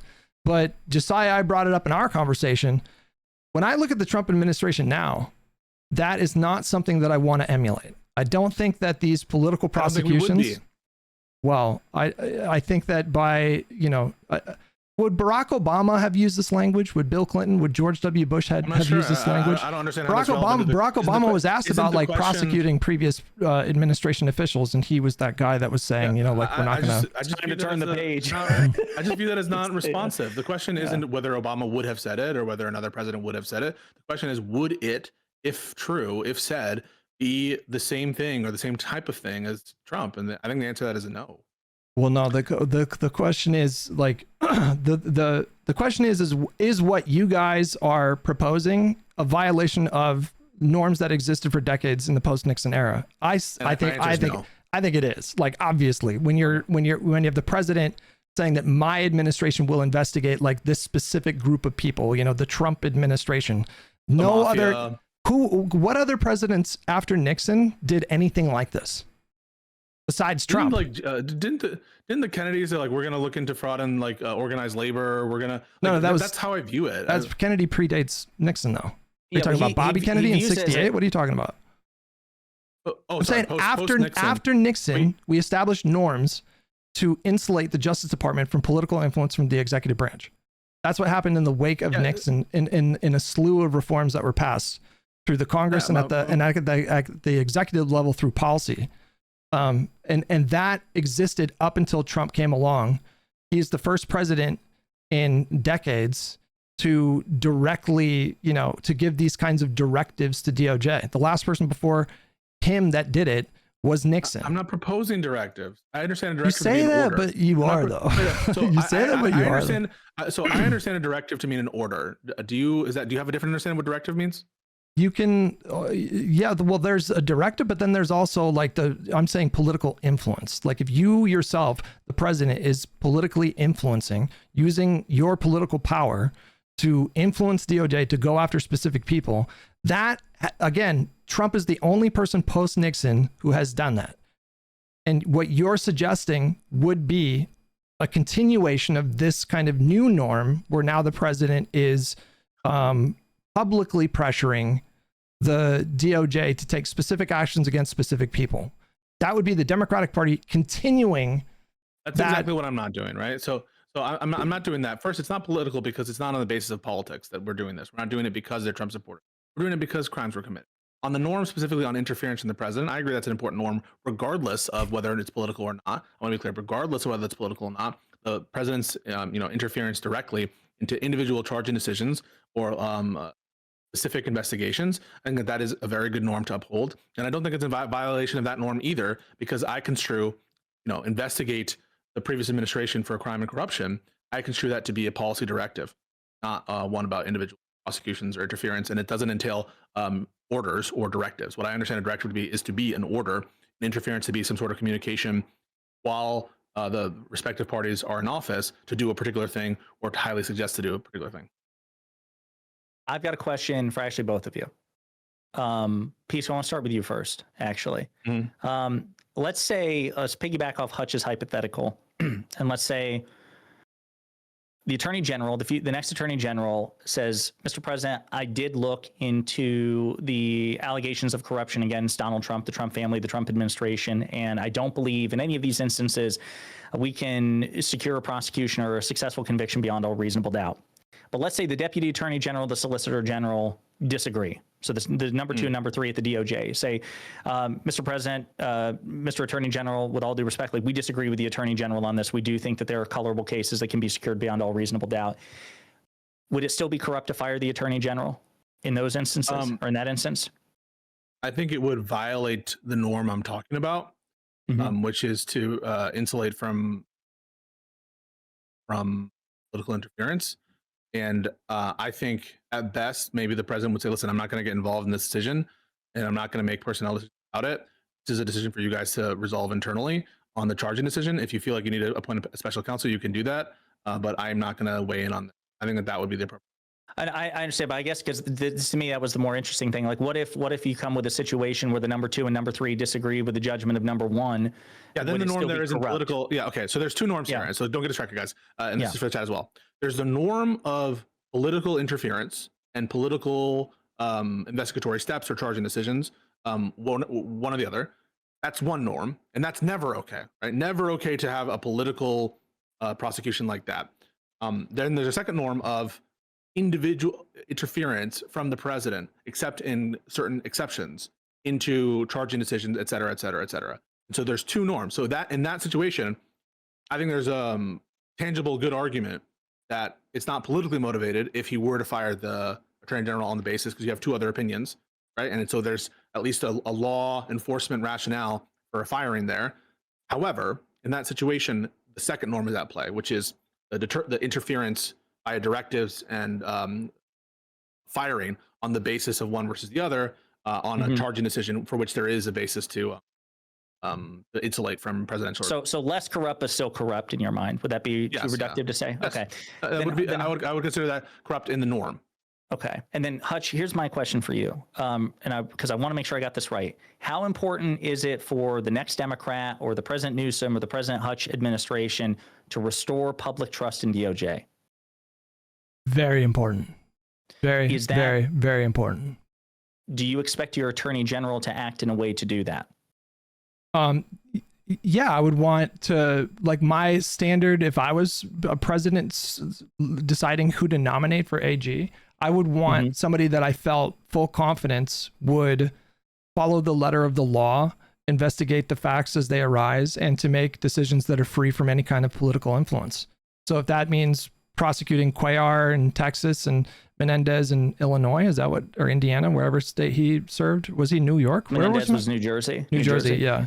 Yeah. Then or Mayor Adams. Then so be it. Or, you know, DOJ, we found out recently that had investigated Ilhan Omar for campaign spending and these kinds of things. So yeah, that's what I would, that's the standard that I would want for my attorney general. And that also includes Trump, right? If they discover crimes.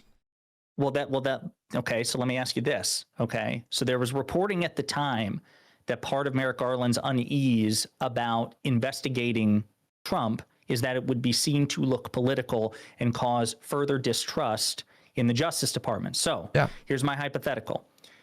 Attorney General Pisco comes to President Hutch and says, Mr. President, I know you didn't ask for this report, but I feel like I owe you an explanation. We did investigate the Trump administration, and we do believe that we do see evidence of crimes committed. But you appointed me, at least in part, with the mission of restoring public trust in the DOJ.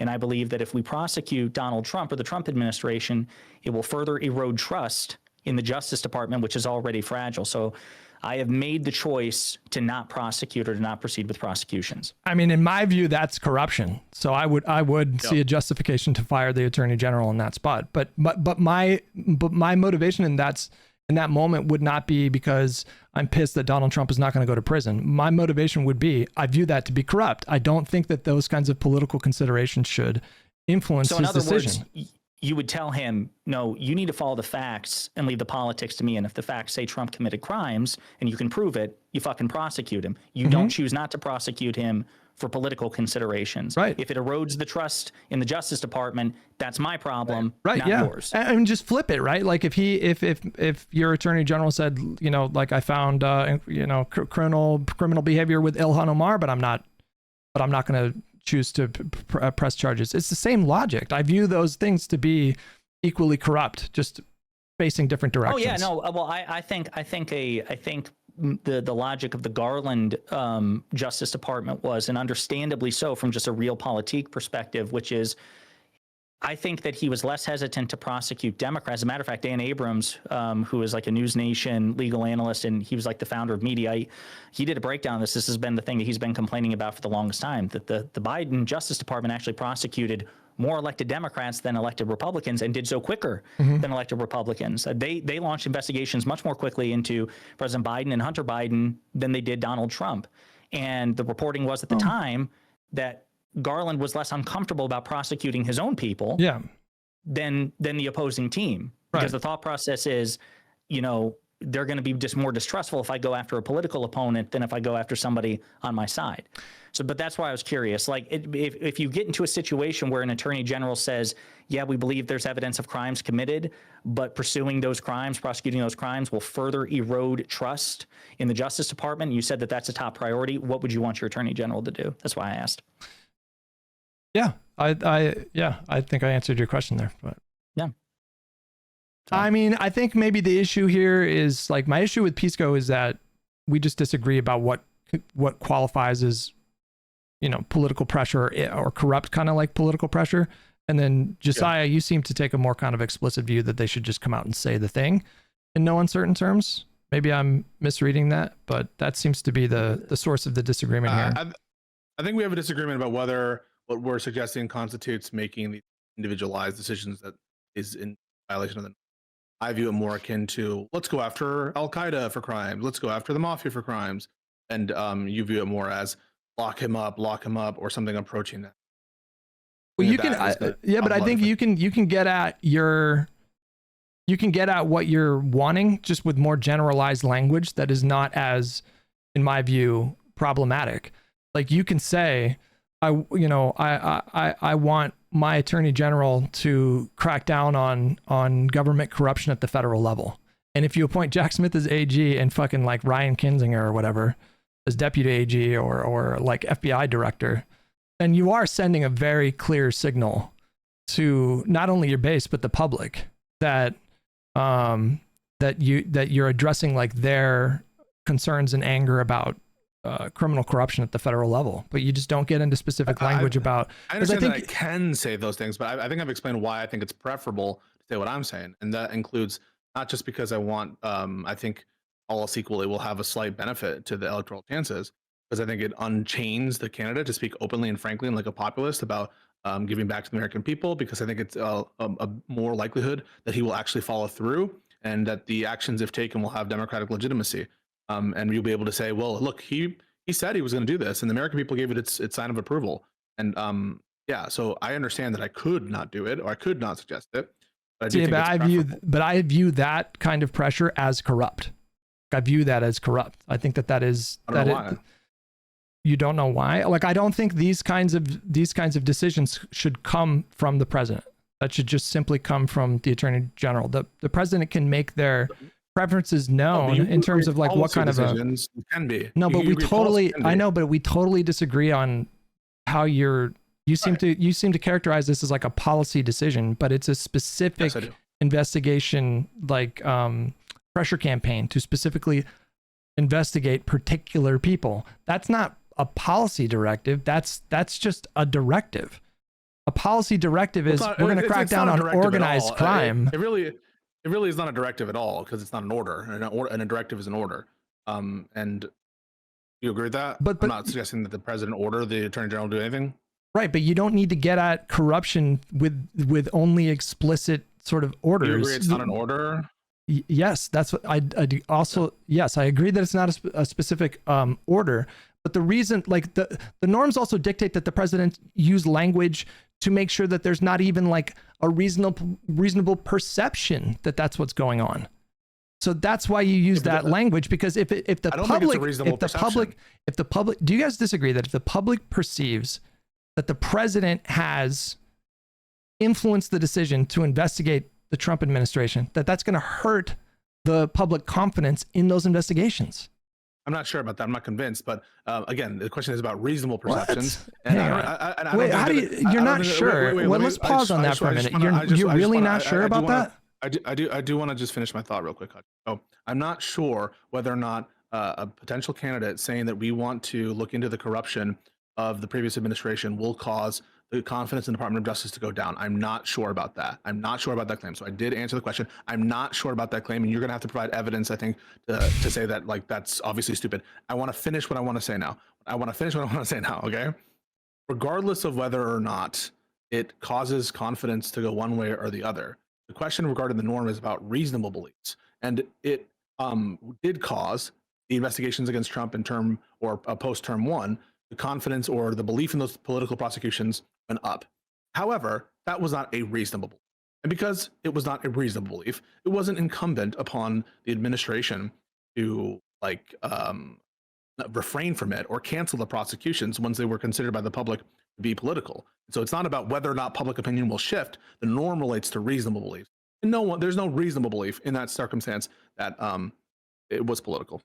And I've got to follow up on that to Hutch, if I may. I want to pause on that though. Like the question was, if the public believes, like very broadly, that a charging decision or a decision to investigate if the public believes that was a top-down influenced situation coming from the president, my question was, do you think that that's going to hurt the public's trust in those investigations? To say I don't know I'm struggling with that one. Of course, like that would Why are you really struggling? Because it's obvious. It's obvious, like the perception that Biden influenced the criminal investigations into Donald Trump, founded or unfounded, the perception of that in the public was like one of the reasons why Trump was able to like leverage that moment to make himself a martyr and then like catapult to an easy primary victory. And it wasn't just Republicans who had that perception. So just imagine. So it was the fact of the matter. So it was the fact of the matter that Trump was being prosecuted at all, right? That is what was eroded. political. Yeah, that eroded public trust in the DOJ. But he was being prosecuted. But I'm talking about people that thought like that this was something like a top-down directive, like Biden directed Bragg and Fani Willis and Jack Smith to like do these things. That perception did damage the public's trust in the institution. That, of course, was ill-founded. It was totally unfounded. There was no basis whatsoever that Biden himself personally involved. But in the alternative universe where Biden just came out and said, you know, he wants these criminal investigations done and I think those numbers would have been even worse. And I think Donald Trump would have won that election by even larger margins. Okay. I don't have a reason to believe that. And I don't have a reason to believe that. I'm just being honest with you. I don't have a reason to believe that. You don't have a reason to believe that the yes, public reject political influence of that nature when it comes to criminal investigations? Like, of course they have a negative view of it. I don't have a reason to believe that in the context in which Biden says, I'm glad that my administration is looking into Jan 6 crimes, including those by the president, that would materially affect the polling with respect to whether it's political. I don't have a basis to believe. What is your basis to believe it? It's obvious. It's so obvious. It's obvious to me that the public totally rejects like political directives from like a top-down kind of structural kind of thing, like a governor instructing the attorney general to investigate, you know, a member of the opposing party, or a president instructing the attorney general to go after members of the previous administration. These are just inherently corrupt things. I guess we disagree there. Josiah specifically, I'm just but they do like reject these kinds of things. I'm not proposing that any directive be taken, and I don't believe that anything I've done is violated. I'm speaking to Josiah there. Okay. Well, what I was going to say was, I'm curious what you think is the meaningful difference here. I mean, Trump has run 3 presidential campaigns and got elected twice, and in all of them, he was campaigning on jailing his political opponents. How did that work out for him in the Republican Party? He got elected twice. But do you think that the Republican Party has been in an especially like healthy place over the last 10 years because he won in 2016 and 2020? The Democrats have had more policy goals. The Democrats have had more winning election cycles than the Republicans during the Trump era. They had 2 winning election cycles. We had 3. We are cruising towards a blue fucking tsunami in November, and I think we're cruising towards a blowout in 2028. I mean, like, listen, anything can happen, whatever, but the current trajectory that we're on right now, the Republican Party is the weakest in my lifetime by far right now. I was born in 1983. What was another time that do you think for the Republican Party was weaker than they are right now? Maybe your strongest case would be 2008. Maybe, because that was a pretty big election. We got 60 Senate seats. But apart from that, in the time that I've been alive, this is the weakest that they've ever been with Donald Trump at the helm. So them winning 2 elections to me is not enough to say, well, they haven't like paid a price for Trump's corruption. No, but Josiah's point is that it wasn't a humongous issue that prevented Trump from being elected. There's no reason to believe that it's on top of people's agendas, and to the extent that it is, it's overdetermined. They're going to vote for Democrats. Like people for whom corruption is their number one issue, they're going to vote for Democrats.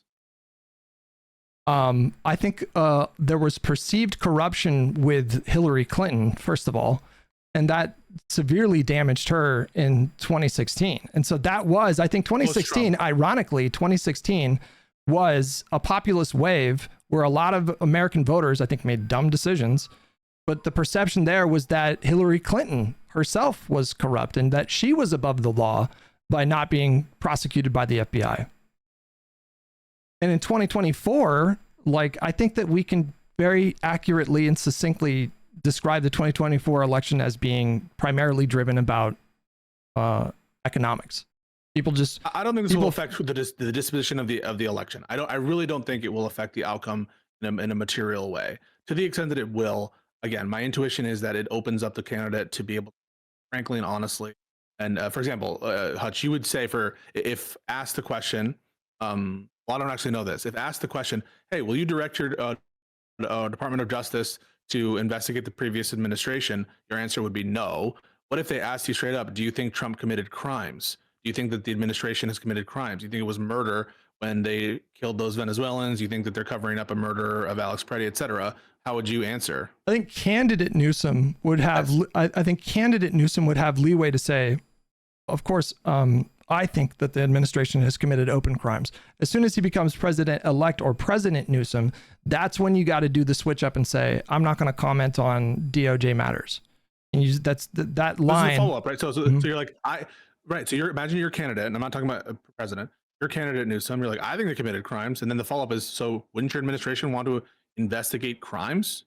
Well, that's And you why I would plan say- to appoint an attorney general that will follow the facts and prosecute government corruption whenever they find it. There you go. Bing, Yeah, bong, but boom. you're like signaling the same thing with the Right, yeah. the same signal that you the same signal that you say is like a violation of the norm. No, I don't think decide the that public that. perception of it. I don't. Again, I've been advocating for a policy of dog whistling the whole time. Like, you can do subtle dog whistles. You can do Oh, so kind then of you like don't have semi. a problem. So you have no problem with a candidate intentionally sending the message that they want to investigate the prior administration, and therefore I hope you would grant. No, that, if I you're would convinced not. that that's their intent. It's not a norm violation. Is a norm violation just to say it? The norm violation is like any kind of statement that would suggest that the DOJ is following the president's like directives or influence in terms of specific charging decisions. That's the norm. That's what a dog whistle is. Wait, that's what a dog whistle is. You just said it was a dog whistle. But you can, again, the language really matters. So What if the language and is- again, the sorry. candidate, like if Newsom is the candidate in that moment, then that is a different context. The dynamic completely flips once they become president-elect and then ultimately president. When that happens, you do have to say, I am not going to comment on specific like charging decisions by DOJ. They're gonna operate independently, and I'm not gonna tell them how to run the DOJ. What if the language is, and maybe we've covered this, I can't remember. I'm just trying to come up with permutations that of a commitment that you might find palatable. What about my attorney general? I will appoint an attorney general who is committed, among other things, to investigating and prosecuting public corruption, no matter where the facts lead. Republican Party, Democratic Party, senator, congressman, ex-president, any administration, including the previous Trump administration. No one is above What if the they law. said something about that? No one is above the law. Like, I feel like Biden said this probably when he was campaigning in 2020. But like the way I said it, where you do say Republican and you do say Trump administration, You're kind of walking up to the line, but I still would probably okay. consider that to be like acceptable. But again, just I think any language that the president uses about specific like DOJ investigations should always be framed as I'm not going to involve myself in that kind of way. I'm not going to tell them who to train their sights on. Right, but here's the issue with that, Hutch, and I this will be my last statement on it because I think we've covered the ground sufficiently. But there is a large possibility that because of additional corruption and abuse of power, that the members of the administration who would like to charge and hold accountable are beyond the reach of the current law as it is. Mhm. And then the president will need to take a role in having accountability to propose either legislation, amendments, etc., policy solutions to accountability. So to the extent that DOJ criminal prosecution is not available and the investigation on that ground won't happen, he's going to need to stay apprised enough to offer structural forms to address that criminality. And that necessarily, I think, requires him from a policy perspective, from a top-down perspective, keeping his ear to it and having an opinion on it. In this context, right, with the pardons that are almost certainly coming from members I of don't the think that would administration. violate the norm that I'm talking about, though.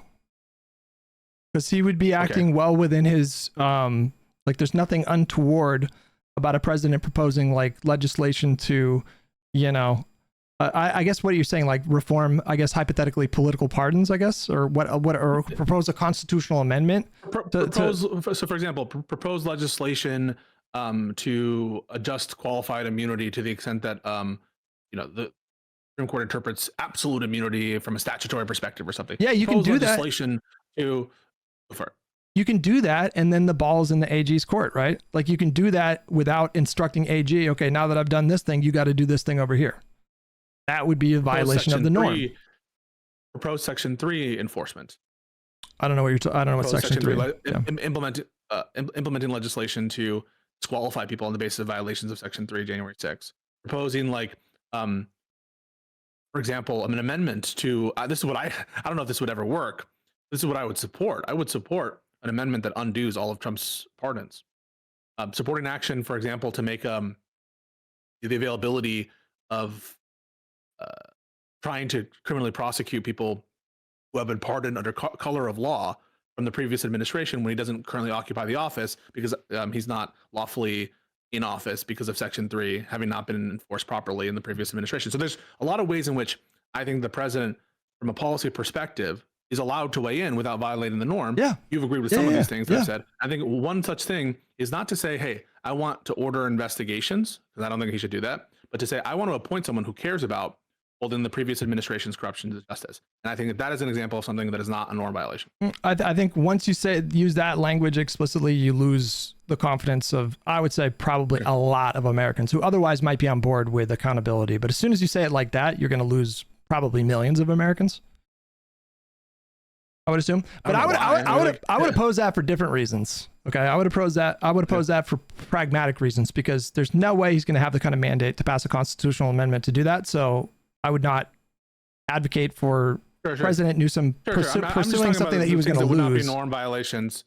I don't think that would. I don't think that would be a violation of the norm. As long as the ball's just in the AG's court at that point, and you're not like calling up Jack Smith and saying, "Okay, I got that fucking amendment passed, so you got to pull through on your end." That would be the violation of the norm, or some kind of like public pressure campaign against the. And I'm glad I'm not proposing that, and I don't think Josiah is either. Mm-hmm. What if this is a good discussion? Yeah, it is a good discussion. What if President Hutch sets the priority that he does not want the DOJ to make their priority federal marijuana violations? And Attorney General Pisco comes back and says, Mr. President, I understand that, but I actually do think that the priority or a priority should be enforcing federal marijuana law. So well, the president can just direct the DOJ, do not prosecute like low-level marijuana offenses or something like that. That's a policy. Yeah. That's a broader policy. I understand, but just to be clear, you would fire an AG who disobeyed you in that respect. Yeah. Fair enough. I'm just sussing out in real time where your lines are. Yeah. As far as we know the line. The line is it a policy directive that's not interference to appoint someone who the president feels will go after corruption specifically of the previous administration? And I think that it's not. And I don't think it's a policy. I think it is a policy related action. You guys can't imagine what the fucking commentary would look like if Newsom said, I expect my attorney general to look into the previous administration. You guys can't just imagine what that would look like.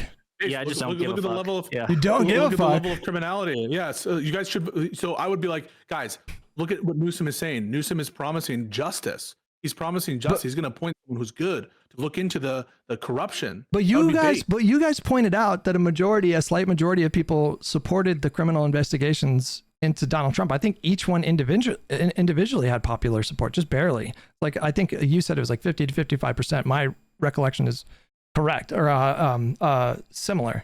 And you guys also acknowledged that even larger number of Americans thought that those had like political influence. And so, and they didn't like that. And so now there's an unfortunate conclusion there, Hutch. But now conclusion is, they don't give that much of a shit about it. Well, I think that I don't know. I'm not following your logic, because you guys acknowledge that, right? You guys acknowledge the prosecutions, notwithstanding them believing that it's political. Do you think that the Stephen A. Smiths and all that commentary about political influence? I think they're two IQ losers, right? But there's no question that commentary impacted how the electorate felt about these investigations negatively.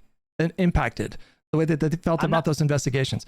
But you're also suggesting that if Biden himself would have come out and said that he wanted Merrick Garland to pursue the Trump administration, that wouldn't have been like considerably worse in terms of perception. And you're also making a separate argument that maybe that's true, maybe that's not, but the public frankly doesn't even care all that much. But I see all of these things as like death by 1,000 cuts. And I want to do what I can as a political party. Yeah, go ahead. So this is shout out to, I disavow Doobie, but I shout out to his question. It made me think about it. The next Democratic president is asked, will you continue to investigate those associated with the Epstein file? You say?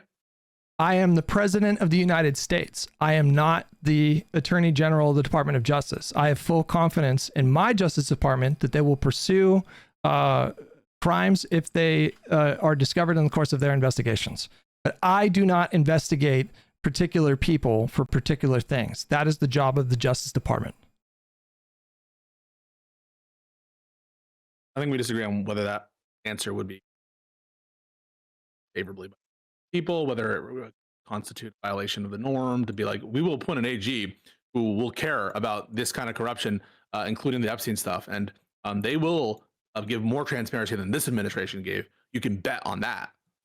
Presidents don't investigate people. We need to start conditioning people to get back in that kind of thinking. Like, I get so bummed when I hear these kinds of questions.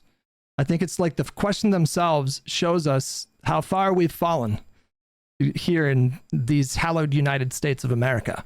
That people are asking, like, will a president investigate this or that person? That's not the way that... I will put an AG for whom it's a priority to get to the bottom of corruption, including anything related to the Epstein files that hasn't been disclosed, and you'll get more disclosure from this administration than you will get from a Vance administration, because they try to cover it up. What's wrong with that answer? I don't know if I have like too much of an issue with that answer, but I think you're getting into like dangerous territory as soon as you start weighing in on particular investigations. That is the norm. Keep trying to say this to you guys. That is the norm that emerged from the post-Nixon consensus in America, is that presidents don't investigate this or that thing. The DOJ operates independently. That's what, and I thought you guys liked that norm, because you guys said in the beginning of this conversation. Hold on, I'm just gonna give me literally 30 seconds. I'm gonna go get water. I think that we've run the DOJ thing. And even on our disagreement there, I don't think it's like, it's whether you should dog whistle it or whether you should be a little bit more direct. I mean, that's ultimately the question, and whether we think either that difference bears on the public's perception or on the actual violation of a norm. And we have a disagreement. White House has their own counsel that advise them on these kinds of things. Like the independent nature of the DOJ, for example, is the reason why special counsel exists. To make sure that there's like no appearance of political influence. That's why Merrick Garland appointed Jack Smith in the first place. So, my question to you guys would be, using your language, what do you think like Barack Obama's White House counsel would advise if he was asked questions about particular people or investigations? What was Bill Clinton advised? Things like the following. They would say, like, listen, I can't get into the specifics of particular investigations, but you should know that any attorney general that we're going to do is going to do X, Y, Z. And for us, this kind of shit is a big deal, and it includes this and that. Now, Obama wasn't presented with the fact pattern of Trump. And so if Obama was running this time, I think that there's no question that he would say, my attorney general will be looking into potential corruption from the... I don't think he would say that, no. I think Obama is an institutionalist. I think he values that norm, like principally values it. And I think that White House counsel would have told him to not weigh in on that particular thing. And if he would say that as a surrogate, if he says that as a surrogate, that won't prove it, because that's just him speaking as Obama. Oh, as a surrogate, he can say whatever the fuck he wants. Like, I'm talking, like, yeah, but he's talking about the candidate. There's no way. I understand that, but I'm saying, like, if Obama were to come out now and be like, we need to hold these people accountable, including by criminal investigated, that wouldn't prove my point, or it wouldn't disprove you, because it wouldn't be him as candidate there. Right. Yeah. No, he can say that now. That's fine. I would think it would be based if you said. Okay. I think we've laid it out. Yeah, I think we have. Yeah. Well, listen. Yeah, you guys want to shatter liberal norms, and I'm, the last vanguard standing on the wall in defense of liberalism. You are the vanguard. You know what? The comparisons between you and the vanguard, I'm glad you're the third member of the vanguard. Yeah. They're apt. No, but it's funny you say that, though, because, like, I'm still on the hill of the Hunter Biden pardon was corrupt. I'm still defending Merrick Garland from baseless attacks, I think, from certain people. And so whatever your view of it is, you might disagree with the application of the norm. You can't say that I don't care about the norm. I understand it. I'm teasing. I'm taking these positions. I'm teasing. You obviously think that what you're proposing doesn't violate the norm. I do. That's the big disagreement. Yeah. I think that's right. Josiah, you can stick around for the other part of the conversation if you want. I mean, that's up to you I Would refuse you like to to? accept your. I You refuse like to it. accept your thinly veiled. Your He loves thinly it. veiled. Look Get at the how fuck much out he of No, here. no, you like You're it. thinly No. veiled. Get the fuck I- out. You know no, what's I- funny? I would I remember. prefer- I remember I would visiting. prefer- I remember visiting Pisco in New York, and he said something similar as he held the door open to his palatial condo. He held the door. He's like, Josiah, you and your wife are free to continue to hang out with me Josiah. as he's ushering us towards the door. Yeah, I remember that. That's cool. Josiah, I would prefer if you stay. I would love to have you because I know that you have a view on it. But I'm just I'm offering that to you. But I don't know if you want. I the appreciate heat of, that. like, I no, it's actively prefer that as well. Listen, I prefer sincere invitations. I might hang around. I might accept the pity invitation. I didn't even know you were going to be here. So that's all, the only reason I'm saying. Oh, so the only reason you showed up is because you knew you didn't think I was going to be here? No, Is this where we're? No, that was the. Fuck you, man. I was Like this is overjoyed. I was overjoyed. We love it. We love it. We love it. You know, Just you know stay the most chill, stay offensive chill. thing. You know the most offensive thing, Hutch, that Pisco did to me is again when he closed the door in the God. face of my wife and I to his palatial condo, and then for him to like not only lock the door but to hear the bolt slide and everything. You know, like it's like he was It's these fucking Southerners, locking the man, with mines their of guns. Moria. It's Yeah, because I know that you love your guns. Okay, You should give we off a start? vibe. Hutch, You give we're- off a vibe. Wait, right here. wait, hold on, Josiah. Whoa. What guns? Do you have a gun, Josiah? No, I don't. Oh, okay. No, it's fucking wrong. Josiah. Yeah, I'm getting better. I'm getting better. It's fucking Hutch, cool. All right, sorry. Go ahead. Yeah. you got fucking like your piece. Have No, you I been got shooting? I got a new 9mm M&P. You got a second gun? Yeah. The first one is a gift from my dad. That one's just kind of a meme hand cannon, but I wanted a gun for self-defense, and I'm fucking getting better, and it's cool. But anyways, yeah, go ahead. It's fucking hard to shoot a bullet straight. It's fucking really hard, even just 5 feet in front of you. You do shit like when you pull the trigger, your hand kind of jerks, and just like a slightest movement makes you like 2 feet off your target. And so just like the smallest things, like pulling the trigger without moving the rest of your hand, is so much harder than you fucking would think it is. And Where you truly elevate to like a master marksman is if you ever watch that documentary with James McAvoy and Angelina Jolie. It's called Wanted, and you can teach you how to curve the bullet. Yeah, they wanted to do That's a what they, sequel, but That's what they think Alex Preddy was doing. true. Yeah. Are you sick and tired of debating that shit yet? Because I didn't get a I chance only to had like watch 2 it, debates of it. but I heard like you had a fucking marathon last night. We barely even debated it. I mean, the guys were so low IQ. I forget what they said. Oh, so at one point they were trying to argue that it was reasonable for the officers to think that Preddy had a second gun, and their argument, and I'm not even, people can fact check me if they want in the chats if you watched it. His argument was to Tom Foolery, who was like, "Wait, why do you think that it's likely that he would have a second gun?" And the guy says the following: "Well, in order to have a second gun, you need to have a first gun." That was his argument about why it was likely that he had a second gun, is because logically, in order to have a second gun, you need to have a first gun. And he had a first gun. Therefore, it's likely that it's This is so it. that was the caliber of it. I want to give Hutch the floor to like structure the conversation the way you want. And what is it? I think that it's pretty, you wanna yeah, add about? it's pretty simple. Like just piggybacking off of the tail end of what I caught from Josiah there.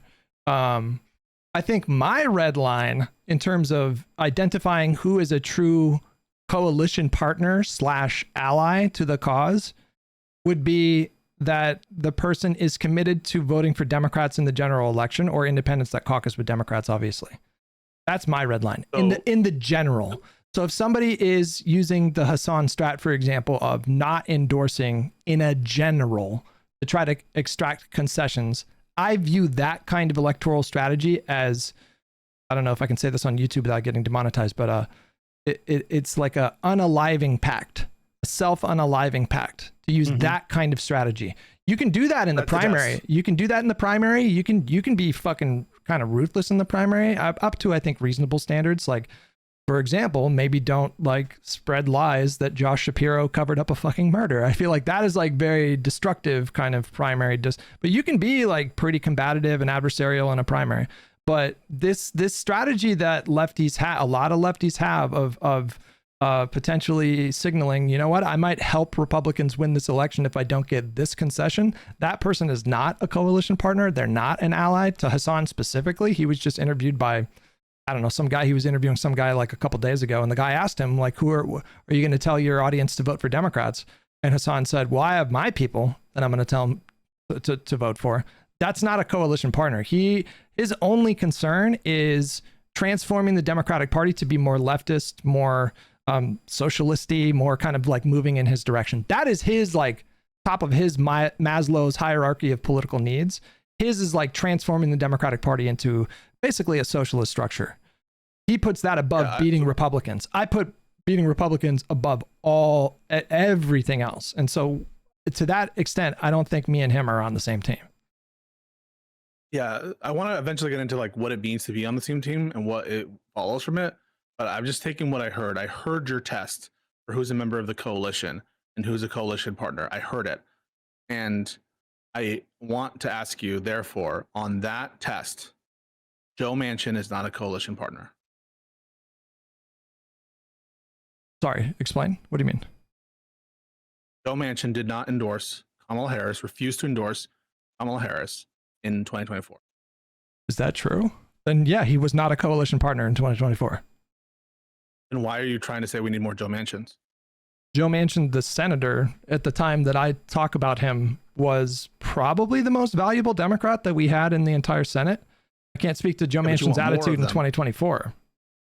When I say I want more Joe Manchins, I mean I want more Democrats that can win in ruby red districts and states. That's what I mean. You're Just to willing work with clarify, people who are not part of your coalition and even elect them. just to clarify, I just want to confirm, because I'd forgotten about this, but he's right, because she says she was willing to get rid of the filibuster, so he refused to endorse.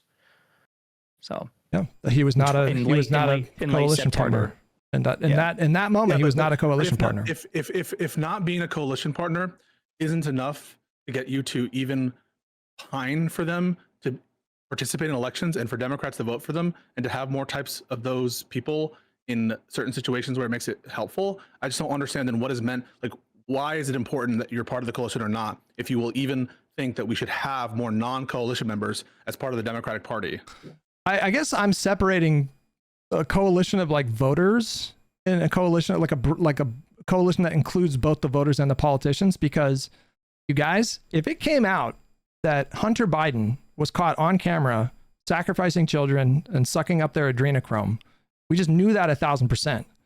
He ran in Nebraska and was competitive, I would vote for him, and I would encourage my viewers to vote for him as well. It's the same. It's not like, but it's not like that, Hutch, because and I'm trying to be respectful. Like, it's not like, you know, hold my nose, I'll vote for Hassan versus Donald Trump and these like ridiculous hypotheticals that we construct. It's like part of your view is we need to have more types like Joe Manchin and actively encourage them to get involved in these different places. Mm-hmm. And so it's part of your view is to push for people who ostensibly would not be quote unquote coalition partners to be active members of the Democratic Party. And I'm sure if Manchin were running again, you would interview him, you would advocate strenuously that people vote for him, you wouldn't treat him the way that you treat Hassan. No, I think I would push him on, you didn't endorse Kamala, what's that all about? I'm certain I would push him in that respect. But if Joe Manchin himself announced a candidacy in West Virginia and it looked like he could win in that race, I would endorse him even after this non-endorsement. Mamdani, even though he's not a coalition partner, you would say that people should vote for him. Mamdani in New York City didn't endorse Kamala Harris. I still encouraged people to vote for him and said I would vote for him in New York City. So I'm applying different. What is the teeth of this coalition partner? Well, I'm applying different. What's the teeth of the coalition partner? I'm applying different standards to like the politicians themselves and the voters. Like I'm separating the two things. So because my highest order principle or my like guiding foundational kind of principle is the idea that we have to beat Republicans in elections by any means necessary, and I really mean by any, holding politicians by any means a lower standard. Yeah, I am. Yeah. Okay. Yeah. If it means like expanding majorities and making it more difficult for Republicans to win future majorities, then yes. Yeah. I would. If someone assesses that streaming with Hassan increases the chance of Democratic majorities because you're able to convince them more. I would endorse that. I would endorse them going on Hassan's stream. Even though he's a tanky. And I should say as a point of clarification, because I guess I understand where there's seeming dissonance there, at least superficially. It's hard to imagine endorsing or supporting somebody who wouldn't endorse or support the Democratic candidate unless he was meaningfully better than the Republican alternative. So that's what you mean. Like your even now your support for Manchin depends on him still being an ally to the Democratic Party if he were running for office, right? If electing Joe Manchin, for example, if he was just going to caucus with the Republicans this time as an independent, then you probably wouldn't waste your time. Correct. Yeah, no, I understand all that. I'm not saying that it would be irrational for Hutch to behave that way or even to argue like, fuck, we're going to need more conservative Democrats in given places. I'm not saying that I even disagree with that. It's just like the test, therefore, of like whether you're a coalition partner, it just seems to mean very little, that there's no like necessary entailment from it. There's no like you should treat them bad necessarily. There's no you shouldn't work with them necessarily. There's no. And so I'm just like, well, then what is left of this whole are you a member of the coalition thing? I don't even understand that. Therefore, like, why does it matter that you are or not? Does it just mean like me, like I like you or you don't like them? Like, well, I don't understand no. what's left of this coalition thing. When I say coalition, I mean anti-MAGA, anti-Republican Party coalition, a coalition that is focused primarily on taking power from Republicans. And so if I'm confronted with a leftist or any other person who is only interested in boosting candidates that they personally like and will take actions and will take actions that materially help Republicans in some races because maybe the Democrat, they don't actually like them, then they are opposition, right? I don't understand how they're not political opposition.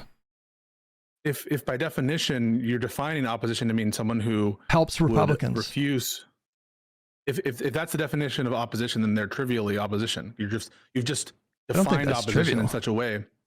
How is that trivial? That's the whole game, right? When I say trivial, I'm using it as a term of art to mean the definition you provided. You're just stating facts that conclude the definition with respect to these different actors. And so when you ask, wouldn't that obviously be oppositional? Well, yeah, if you define opposition that way, trivial in the sense that all you've done is you've looked at the language of the definition and you just set out those facts about a hypothetical person. And so I have to grant you on your terminology that they would be opposition. I don't think it's not like well, I would consider them opposition because they are opposing my political goals. Like Joe Manchin was. There could be narrow instances or narrow examples of him opposing my goals. So he was, in my opinion, if that's true that he didn't endorse Kamala, then in 2024 I would consider him opposition. Right. But then I'm like, well, then what is the significance of being labeled opposition? If you're labeled opposition and not part of the political coalition, but someone like you, who I think is very based in harm reduction, and you really do want to see the country better off, and not in the hands of like this fascist threat, you're willing to work with the opposition when it suits your interest, and when you think, and even fuck. But they wouldn't be my opposition if they were on the same page as me, though. That's my point. You're not my opposition if you're like a Marxist-Leninist who, maybe your ultimate goal is like a socialist revolution. But if you're on the same page about helping to elect Democrats because you think that helps your goal, then sure, we can be on the same team for that election cycle. And I disagree that that's going to lead to a socialist revolution. So I'm not that concerned about it. Sure. But then it just feels like the Vanguard on that view, or at least Zach from the Vanguard, would be part of the coalition and Joe Manchin would not in 2024. But that's not how you act. No, I think they're opposition. And I think that we're touching on something a little bit different here. Because like there's a couple things. So they say that they'll support whoever the nominee is in 2028. I just frankly don't believe them. So they could surprise me. That's fine. Or they could do the thing that like Emma Vigeland did. She's like a really good example of someone who, endorsed Kamala Harris, told her followers that they should vote for Kamala Harris. And at the same time, she was like undercutting Kamala rhetorically along the way in a way that I think like depresses turnout. As was Manchin. Well, I don't know if Manchin has as much. Are you suggesting that Vanguard has more influence than Manchin? And that Manchin wasn't also saying things that like, she's not competent, she's not vote. No, I'm not saying that it does feel like this is. Oh, I'm not saying that they're. I feel like Manchin is a. I'm not trying to interrupt you. I think it's a lie. I really am not trying to interrupt you. It seems like you're going for like a gotcha with Manchin, but if Manchin is opposed to helping every Democrat on the ticket in 2028, then he's my opposition, right? So we can just put Manchin to the side. I think the point I'm trying to illustrate is I don't actually even disagree with you saying, well, we have to work with Manchin in certain cases, or people like Manchin even when they are obstinate because of the realities of the situation. And so like there, not much fight with me on that. It just means that like this the significance of being labeled opposition just simply seems to be, did you endorse or not? And there's no additional entailment from that of like how you should treat them. There's like way more facts that need to be known before any other kind of like entailment, by which I mean any kind of necessary response emerges. And in fact, it might even be smart sometimes to bring in people who maybe were opposition or who moonlight in opposition to your side and treat them very, very well. And so that's what I'm trying to say, is not that your responses to Manchin don't ever make sense, but that the Manchin example shows that this term, not part of the coalition, not part of our group, not part of, or part of the opposition, doesn't have a lot of weight other than to just be a synonym for didn't endorse. I hope that makes sense. Well, I'm trying to use this. Yeah, go ahead, Josiah.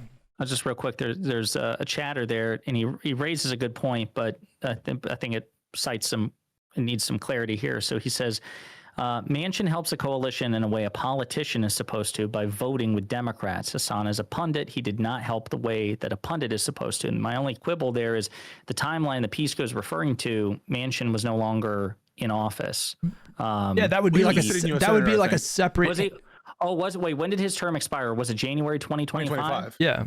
Oh, well, there you go. So he was a lame duck senator, not seeking re-election, but he was technically in office, and he was not. He was fucking up in office. He was like not voting. He was like not voting for Democrats nominees either. He was fucking shit up in the Senate. Yeah, he was doing a bunch of that shit too. So like, and also senators can wear different hats. Like, I don't think he was operating as like a senator in that sense with respect to like the legislation when he goes on fucking shows to talk shit about Kamala, which he did.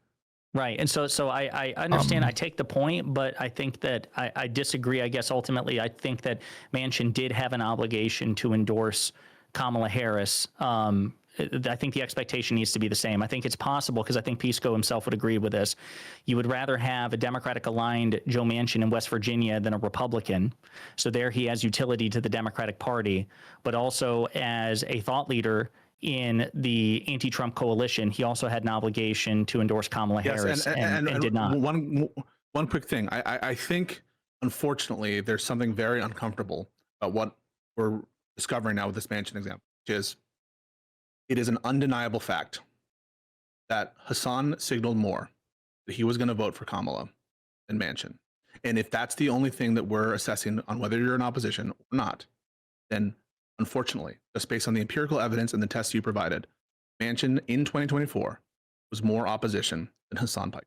I mean, I could even grant you that, and I don't understand how it undercuts my thinking at all.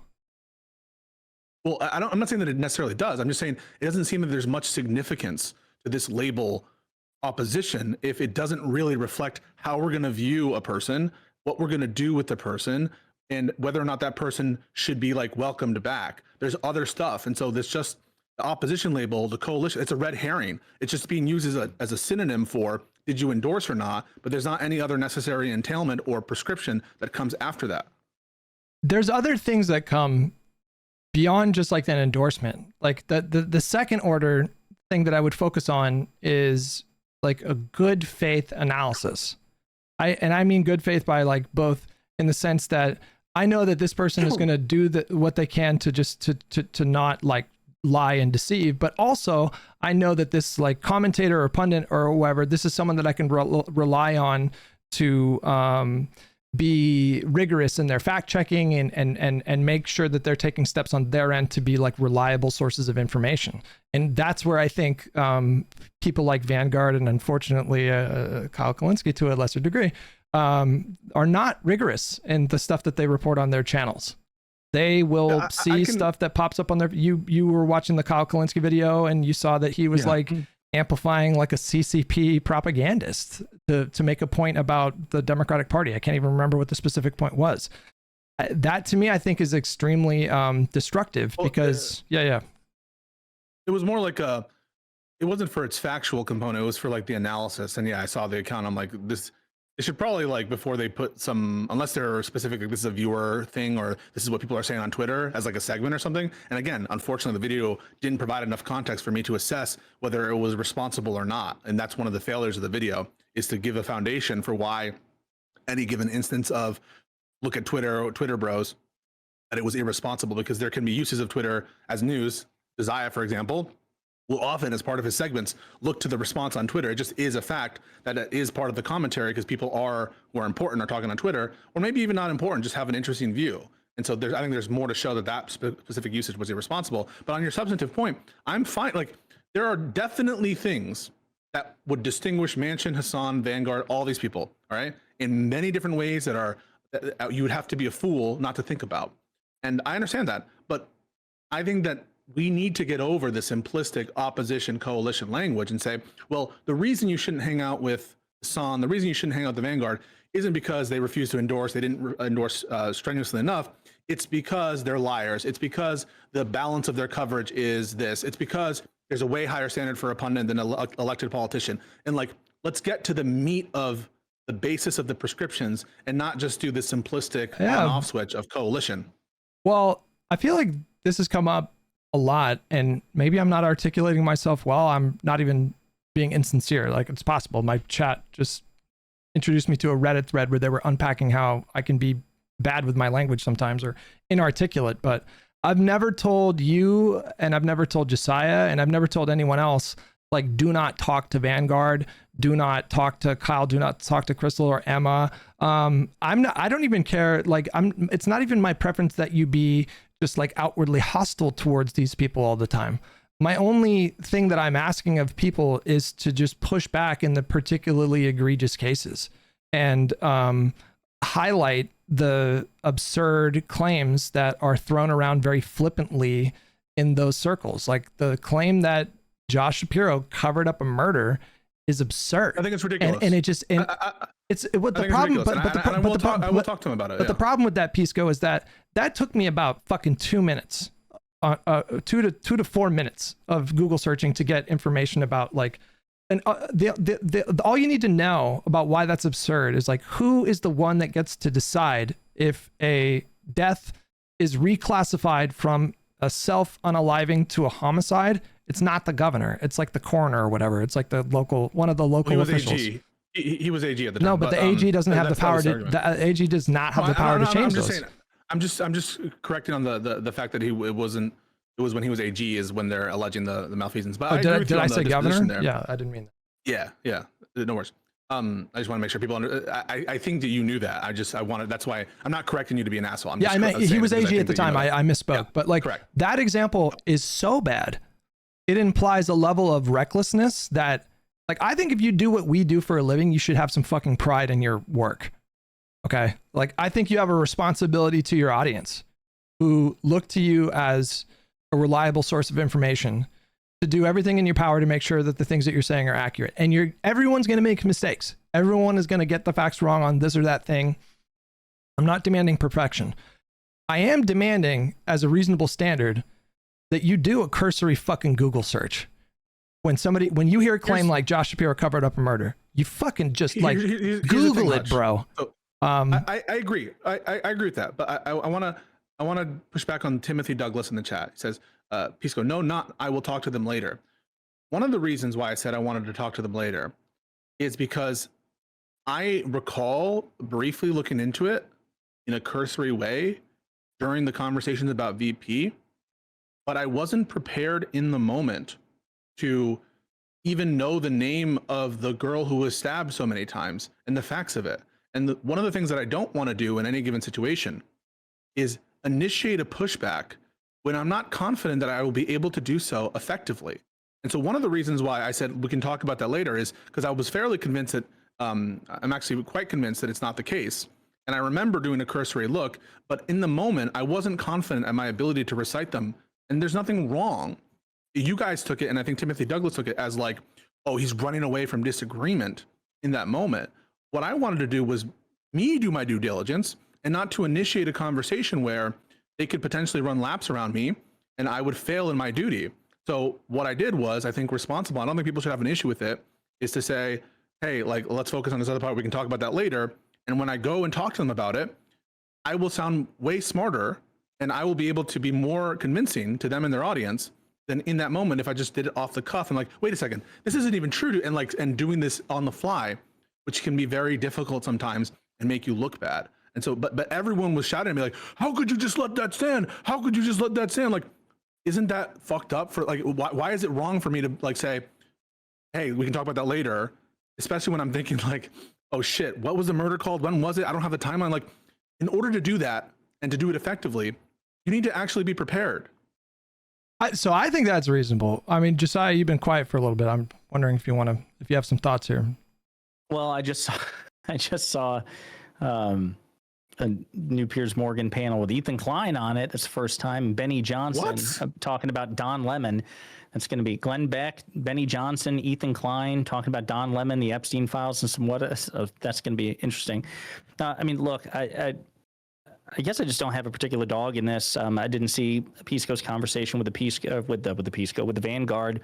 You know, my position is, as far as the coalition goes, and I go right back where I started.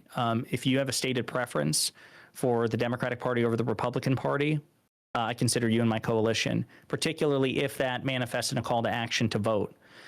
The reason I would consider the Vanguard more coalition adjacent than Hassan is because, based on my understanding, Hassan never did anything. He doesn't say, not only did he not give a call to action to vote for Kamala Harris, as far as I'm aware, but in the clips that I've seen, like Hutch provide, like there was one where I guess he was in Minneapolis, and you know, he just gave the asinine comment that this would have happened under a Democratic administration. Like, that's just incredibly reductive and irresponsible.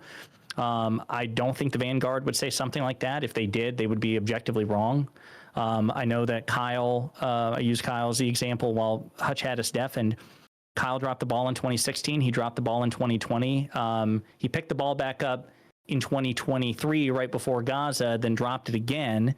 And I don't think he ever explicitly endorsed Kamala Harris or Joe Biden. But my grace for Kyle has come for what he has said since then, which is that the resistance libs were right, and he would vote for Joe Manchin over any Republican. He would go out and vote for Joe Manchin over any Republican.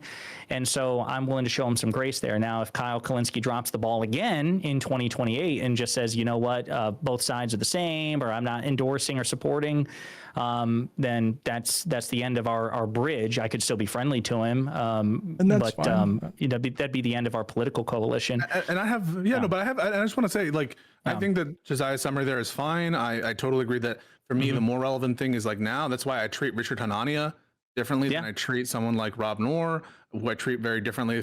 Or Liz Cheney.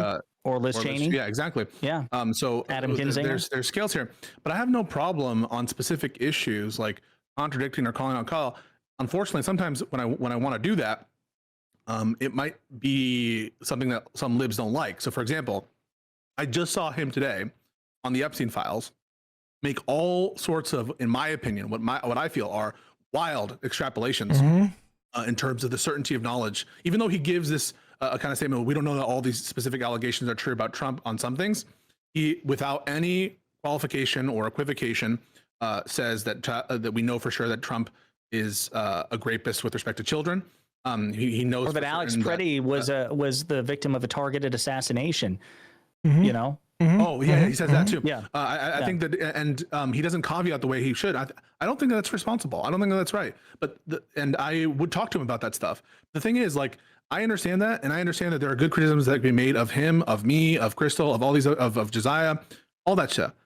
At the end of the day, for me, they are disagreements. They are disagreements, and they might, in fact, be discrete. Maybe they're broader in the sense of like who this person is and their continuing coverage of events.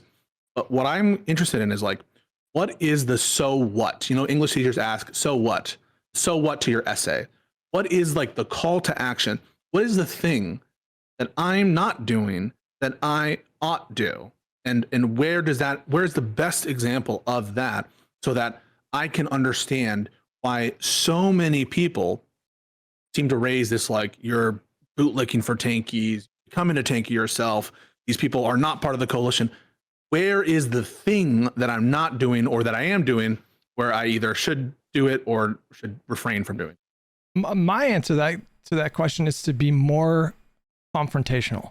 Just generally, just to be more confrontational when in the face of some of these, you said not responsible. I will say reckless. I think Kyle is just reckless. I think he's been reckless throughout his entire career, and I think he's just a reckless kind of person that does not seem to do.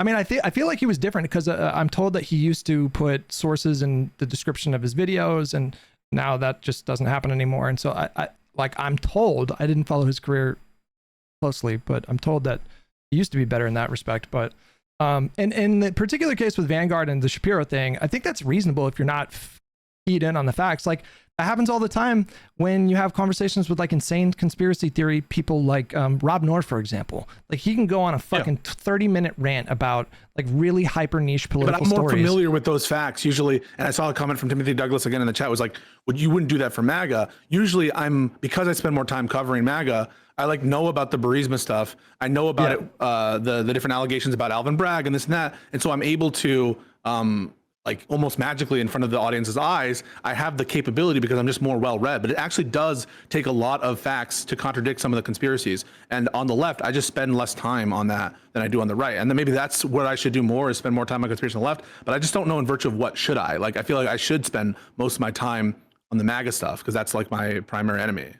Yeah, I mean, me personally, I'm not going to spend. I mean, I shouldn't say not spend, because there are times on Twitter and in my YouTube videos where I'll call out, people on the left or even Democrats as well. So I'm not going to say that it's just never going to be my primary focus. And again, for me, the line is, that's just me. Do you prefer the Democrats to the Republicans? Will you urge your people to vote for Democrats over the Republicans? So now let's say that you have a commentator who says, yes, I recognize that the Democrats on their worst day are better than the Republicans on their best day, but I'm not going to encourage my chat to vote for them. Then I would say I would probably leave myself open to engaging with them, but I don't think I would consider them part of the coalition. So let's say Zach and Gavin from the Vanguard come out and they say Jessiah, which I don't even know if I consider them part of the coalition anyway. I haven't really thought about this, but I like the guys, and they've been friendly with me. We've had some heated back and forth. Zach in particular, he and I have gone back and forth on when they've had me on their show 2 or 3 times. But let's say they come to me and they say, Jessiah, listen, we recognize empirically the Democratic Party is better than the Republican Party, but we're not going to encourage our audience to vote for Democrats in 2028. And then I would probably say, well, listen, we can still be buddies or whatever. I'll test check your polls from time to time, but we're not part of the same coalition. And so I'm going to spend less time trying to do outreach or whatever. That's how I look at it. It's got to be a stated preference, and then it's got to be a call to action to vote for the Democrats when push come to shove. And that goes for Kyle too. If Kyle, reneges on it like he did in 2016, 2020, 2024, that would be the end of, you would see a lot less Kyle content on my channel, a lot less me covering Kyle in very flattering lights when he goes on Piers Morgan. 100%. Yeah. And there's tons of proof of this, because like, if Kyle was talking like Cenk Uygur, you don't think that we would be calling him out? I take whenever I see something like negative, like Cenk Uygur doing a false equivalence. He did it the other day, where he even said that Biden opened the border or something, like they weren't enforcing the border. And that was madness. And that's part of the uniparty shit. Like, it was the most stupid fucking thing there's ever been. And if he was talking like that, making a false equivalence or in that kind of respect, I would be calling that out. And the final thing, I'll let you talk, Hutch. I'm sorry. Timothy Douglas says, treat a leftist saying Shapiro covered up a murder the same way you treated MAGA saying it. And that's not like, we'll have a conversation about it later. G. Willikers, I guess I'll talk to you about it later. If I say something like, you guys are fucking liars, this is so wrong, whatever, and they call me on it in that moment, and I like don't have the best command of the facts in that moment, like, do you understand that if I write a check that I can't cash and they call me on it, it looks fucking horrible, and you look like an idiot saying that if I'm not confident in the moment to have that discussion, that I should anyway, or to have a strong position and be like, yeah, well, I know you're wrong, and I just don't remember. Like, this is so stupid. Obviously, the right thing in that context is to say, I don't agree with you. I think that's wrong. Let's talk about it later. And unfortunately, you're saying, no, I had to have known all of those facts. I had to have known to debate it in that moment. And even if I didn't, I should have like puffed up my chest and say, I know it, so that they can just call me on it and I can look like a fucking idiot. That's what you would do, Timothy, because you are an idiot. Sorry, Hutch. Well, I also say, I'm sorry, real quick, as a chat, and not to give one guide, I understand what they're saying. I just disagree with it. People are saying that Cenk and Kyle are the same. I don't think even Hutch would say that. I mean, Kyle's gone after Cenk nonstop since Cenk started his like MAGA diplomacy thing. I mean, one of the worst ass beatings we've seen in like alternative media was the conversation that Cenk had with Crystal on Breaking Points. Like I think right before Trump was inaugurated or shortly thereafter. Like I do think there's a meaningful difference between Kyle and Crystal's commentary and what Cenk is doing. I mean, Cenk is talking about breaking bread with MAGA, and he's you know, he has all the negatives associated with Crystal and Kyle, Right. and I think very little by way of the positives. Like Hutch, would you agree that you Cenk see is meaningful worse. difference? I mean, I would say Cenk is worse, Yeah. but I would push back against the idea that Kyle doesn't do false equivalencies with the Democrats and Republicans.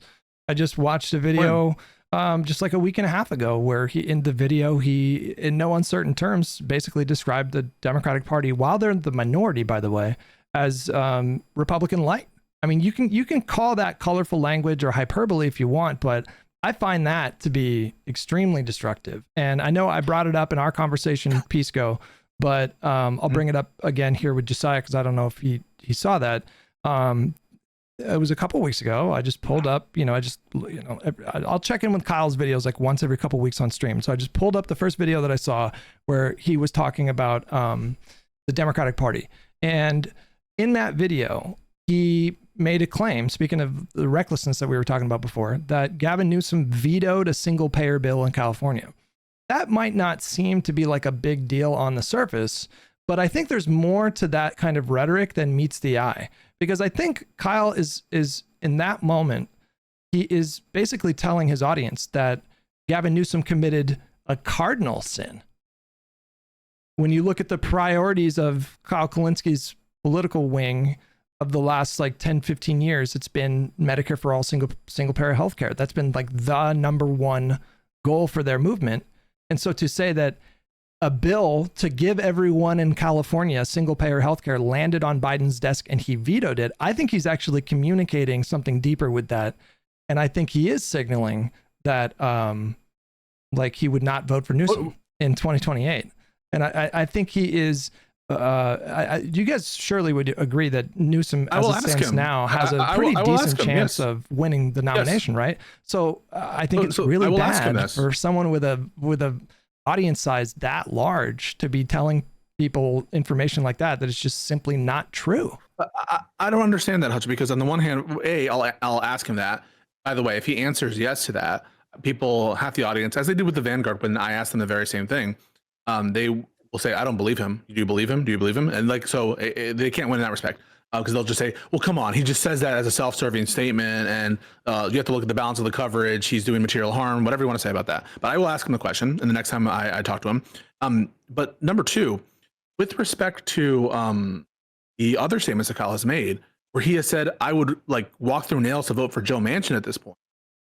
You don't think that would apply to Gavin Newsom, or you think that he was being insincere in that moment when he does regularly say stuff like that? And I understand, I saw in the video that you showed me that he referred to Republican light in the context, I think, of a Cory Booker statement on Israel or something. And so I don't know if it was the same, is as broad as you're trying to make it, but regardless, he makes the statements that I would like do anything to vote for Joe Manchin, like given how different they are in this context. And so why don't you credit that? Well, I think we judge people by their actions, and I know how he's been for his whole career in terms of his political strategy. Just the fact that he's saying that it's going to be different now, that's not enough for me. Like, honestly, we have a good test coming up in the midterms, like will we see him suggest to his audience members that they support more moderate candidates, like that. If we see that, then great. I'll welcome that. And if he does do that, then, he will have like built goodwill for me, and I'll be inclined to believe that he'll do the same in the future. But that's not going to change the fact that I think that people like Kyle and people like Emma, I think, is like the worst example of like constant flow. Emma endorsed Kamala. But Emma Vigeland is just like, when we talk about the flowchart meme, it's like a literal meme with her. Like, I don't know if you've watched, I've watched like a decent amount of Majority Report stuff, and it's like comical. We'll do like bets with the chat, like how long until she makes this thing that Trump did about the Democratic Party. And it's just a matter of time. It happens like basically every fucking time. And so for me, it's like, that's the basement of whether or not I would consider someone to be like on the same side is, you know, are you willing to endorse a policy or electoral strategy of straight to take a Democrat? Which Emma meets more than Joe Manchin. But Joe Manchin talks a lot of shit about Democrats all the time too. And he did back when he was senator. So listen, I'll take, my party's crazy. My party's insane. Everyone on my party's insane. I think they're totally out to sea on everything. Like Manchin would constantly shit on Democrats. But we're not talking about, we're not talking about politicians. We're talking about the standard. Okay, I know that there's a different standard. You're saying you're applying a higher standard. Manchin was also instrumental in getting all of Joe Biden's legislation across the finish line. Just to be clear, you know, I'm not. I understand that. I'm not disagreeing with that. All I'm just trying to say is on purely the metric of coalition or not coalition. You know, I consider Emma Vigeland way closer than Joe Manchin's conduct.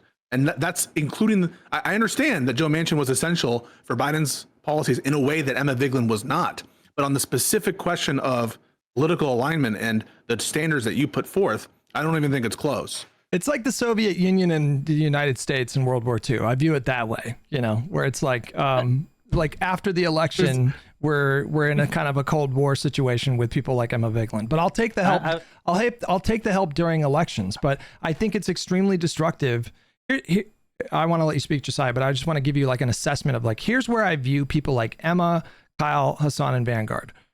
I think all of them have a philosophy that can be summarized as, you know, they represent a silent majority of people in this country that are actually super far lefty, but they just don't know it yet. And they think that the Democratic Party, one of the primary functions of the Democratic Party is to prevent them from taking power. And so their main priority is changing like the Democratic Party fundamentally, which there's nothing wrong with that goal in itself. Like everybody kind of has that goal when you're doing political engagement. Okay, that's fine. Yeah. But they serve up this narrative, this constant narrative that they're the victims of like the Democratic establishment boot. And if only the Democratic establishment would just get out of the way, then all of us would have healthcare and, you know, we would all like just be fucking super tight and get along and it would be great. And that, I think, like, I totally disagree with them in that philosophy. Yeah, but that's a substantive, that's a substantive like disagreement though, right? Like, what about that? I think they're wrong. I mean, I just think they're wrong about like their assessment of where the voters are at. I think they're wrong about the, you know, the merits of like their political movement. I think like it's kind of destructive the way that they do it. It's like better than MAGA in terms of like the destruction done, but I think that they are selling a kind of vision of America that I don't think is accurate. Can we walk through it, Hutch? Because like I am actually not sure that there's that much disagreement on policy between you and Majority Report. So number one, you're in favor of. I'm gonna hit the road here real quick. So I just want to say, I just two quick questions just like popped into mind. I can't even remember the first one. Oh, the first one was. Again, I take your point about Joe Manchin as long as he's serving, you know, in a lawmaking capacity where he coalitions with the Democrats. Now that he's out of office, obviously he has no congressional utility. So to the extent that Joe Manchin doesn't endorse Democrats and shit talks Democrats, you agree that Joe Manchin in 2026 is not part of the coalition, but that he was in 2024 as a sitting member of Congress. Now Joe Manchin, because you mentioned he was instrumental when he was a member of Congress. Now he has no instrumentality. Hutch granted that he wasn't. Yeah. Hutch granted that he wasn't part of the coalition, but he could distinguish how he treats them based on their instrumentality of. But he said something earlier about he goes, you know, Joe Manchin was instrumental, and he was in a lot of Biden legislation, but that doesn't give him a pass. Right, but that doesn't give him a pass for forever, is what I'm saying, right? A pass in what kind of sense? But he wasn't a part of the coalition then. Like on the grounds of coalitionness. He was not in the coalition. He may have been more useful for other reasons, and maybe he would have treated him differently. But on the grounds of, is he part of my side or is he opposition? He was more opposition than Hassan Piker was. That's what Hutch said. Here, but I think we can address this in a different way. If Emma Vigeland announced a run for a district and she was competitive in a red district, I would endorse her and tell my people to vote for her. And the same kind of thing applies to Manchin. Even though she's in opposition in your mind. Right. Or yes. I actually don't think that she would qualify for opposition. Right. So then this opposition thing is like she literally has a seat at the table. The opposition literally has a seat at the table on your view. Well, the congressional majorities, I think, are like a separate kind of like higher order issue, though. I think like that. Like it seems whenever we're trying to get clarity on the rule, The rule That's changes. why I. It Well, becomes that's like what this- I meant. That's why I was asking, because I took his point to say whether or not Manchin was part of the coalition when he was a senator is irrelevant because he had instrumentality as a voting member of the Democratic coalition. Joe Manchin's not in office now, so now you would agree that he's less useful and is even less part of the coalition than Emma Vigeland, because now he's not voting for anything and he's shit talking Democrats. Yeah. In the context of 2024, Emma was a stronger Kamala soldier than Joe Manchin. Perfect. And then the second question is about Kyle, and the false equivalences and stuff like that. And yeah, to the extent that he's calling Cory Booker MAGA light. Now, maybe there's a discrete issue where where Cory is not far away from a particular MAGA position. I'd need to know the context. Israel, but what do you make of? Like, I remember very vividly because it went viral. Can we just say Schumer went out and said part of my job as leader is to make sure Israel is funded. And do you think it's like a bad criticism of like some Democrats that they're basically shades of Republican when it comes to Israel policy? Is that like even wrong? It's not inaccurate to say that there are a lot of Democrats and Republicans that agree that the United States should provide for Israel's security. Right. So it doesn't even feel like that's an inaccurate statement if it was made of Cory Booker that he's Republican light on Israel. It feels like it's true. I was talking in a more broad sense. I can't give you particulars, but in a more broad sense, I think he does regularly kind of conflate the entire Democratic Party with Republicans. So my last question is, and again, getting back to Kyle about the false equivalence thing, what do you make of when Democrats do well, like electorally? Kyle cheerleads that. Kyle takes fucking victory laps and he hypes the Democrats up. Do you remember, because it went viral after the November 2025 election where there was a blue wave? He lit up that cigar, had his shades on, and was hyping up the Dems and shit talking the Republicans and stuff like that. But if I were to go to his Twitter account and search for, Mikey Sherrill or Abigail Spanberger, I don't know what I'll find, but I would not be shocked if he was calling them, I don't know, pro-Israel, pro-Zionist, or I don't know, whatever the fuck. It would not shock me. What if that's true, though? Well, no, I mean, that's one particular issue, but I'm saying, it wouldn't shock me if I found a lot of tweets of him, cutting them down to size. Well, again, I don't know. I don't have time to unpack this here because, again, my line isn't, does he criticize Democrats? I don't give a fuck. I'm fine if he criticizes Democrats as long as he criticizes No, I'm okay with criticizing, but there's criticizing and then there's saying that Gavin Newsom vetoed single payer. There's a big universe of difference between those things. If he said that, if he says that which is factually untrue, I totally agree. It's a separate thing. But you said cutting Abigail Spanberger down to size, and to me, I don't give a fuck. I don't need him to. I don't necessarily need him. You cut down Plattner, and if Plattner won, I bet you would be cheering against Susan Collins, and you wouldn't really. If someone cuts down people, on, Hutch, you cut down Plattner to size. He'll cut them down. Who cares? I can do that. No, but he'll cut them down in the general. That's my point. There's a huge difference between attacking Democrats that are in the primaries still and the Democrats that are in the general. And that's not even to say that you can't or shouldn't criticize Democrats that are in the general. But when the criticisms are based on things that are just simply not true, and if it's a constant kind of push of a larger narrative of there being this big bad evil establishment that is, seeking to squash any and all progressive movement in this country, which I find fucking ridiculous, then I think that it's a larger kind of systemic problem. It's not about the fact of criticism. It's about whether the criticism is factual and not in service of some larger narrative that I think hurts not only the Democratic Party, but that's going to be turtles all the way down. If it's about some larger narrative that you think hurts the Democratic Party, they just take a different view. They think it helps them. I think they're wrong, though. I think they're wrong. I think that they're wrong. Let me just close the loop on this, and I'll peace out. I was not surprised when Kyle did that because I guess, not that I watch all of Kyle's videos, I just don't have the time for it. But I'm familiar enough with his content and Crystal's content and conversations I've had with them privately and when they've been on my channel. They celebrate. They actively celebrate. They just don't note it clinically and move on. I think they're more celebratory, for example, than the majority report, than either Sam or Emma. When I think you're right about that. you're when right the about that. Democrats kick Republican asses, they are hyped about, especially Kyle. Kyle, much more so even Crystal, he treats it like team sport, lighting that cigar, shit talking the Republicans, hyping up the Democrats. As long as he does that, like, that guy's part of my coalition. So that's what I say. So right. listen, bro, appreciate it. This was supposed to only be 30 minutes. This is why I don't stream with you guys anymore. You fucking love it, bro. You fucking love it. No, I do. I do. I can't, like I said, I kept texting, like, give me another 30 minutes. Give me another 30 minutes. Give me 45 minutes and stuff like that. It's fun. It's fun. Even when we're circling the drain, it really is. I just don't know how you guys sit on your ass and do this for 8 to 10 hours a day. I don't know how you do it. Like, my back is sore. My head is sore. Like, it's a discipline. It really is. Drugs. Like, you know how when Hassan, was it Hassan who said, talked about how hard streaming was or whatever, and he got a lot of shit for it. Was that Hassan? Yeah, it was. You know what I'm talking about? I don't even think what he said on paper was like that bad, but it's the way that he framed it that I think. But I think his point about your social battery being drained is like not even controversial. I think that is for sure a thing.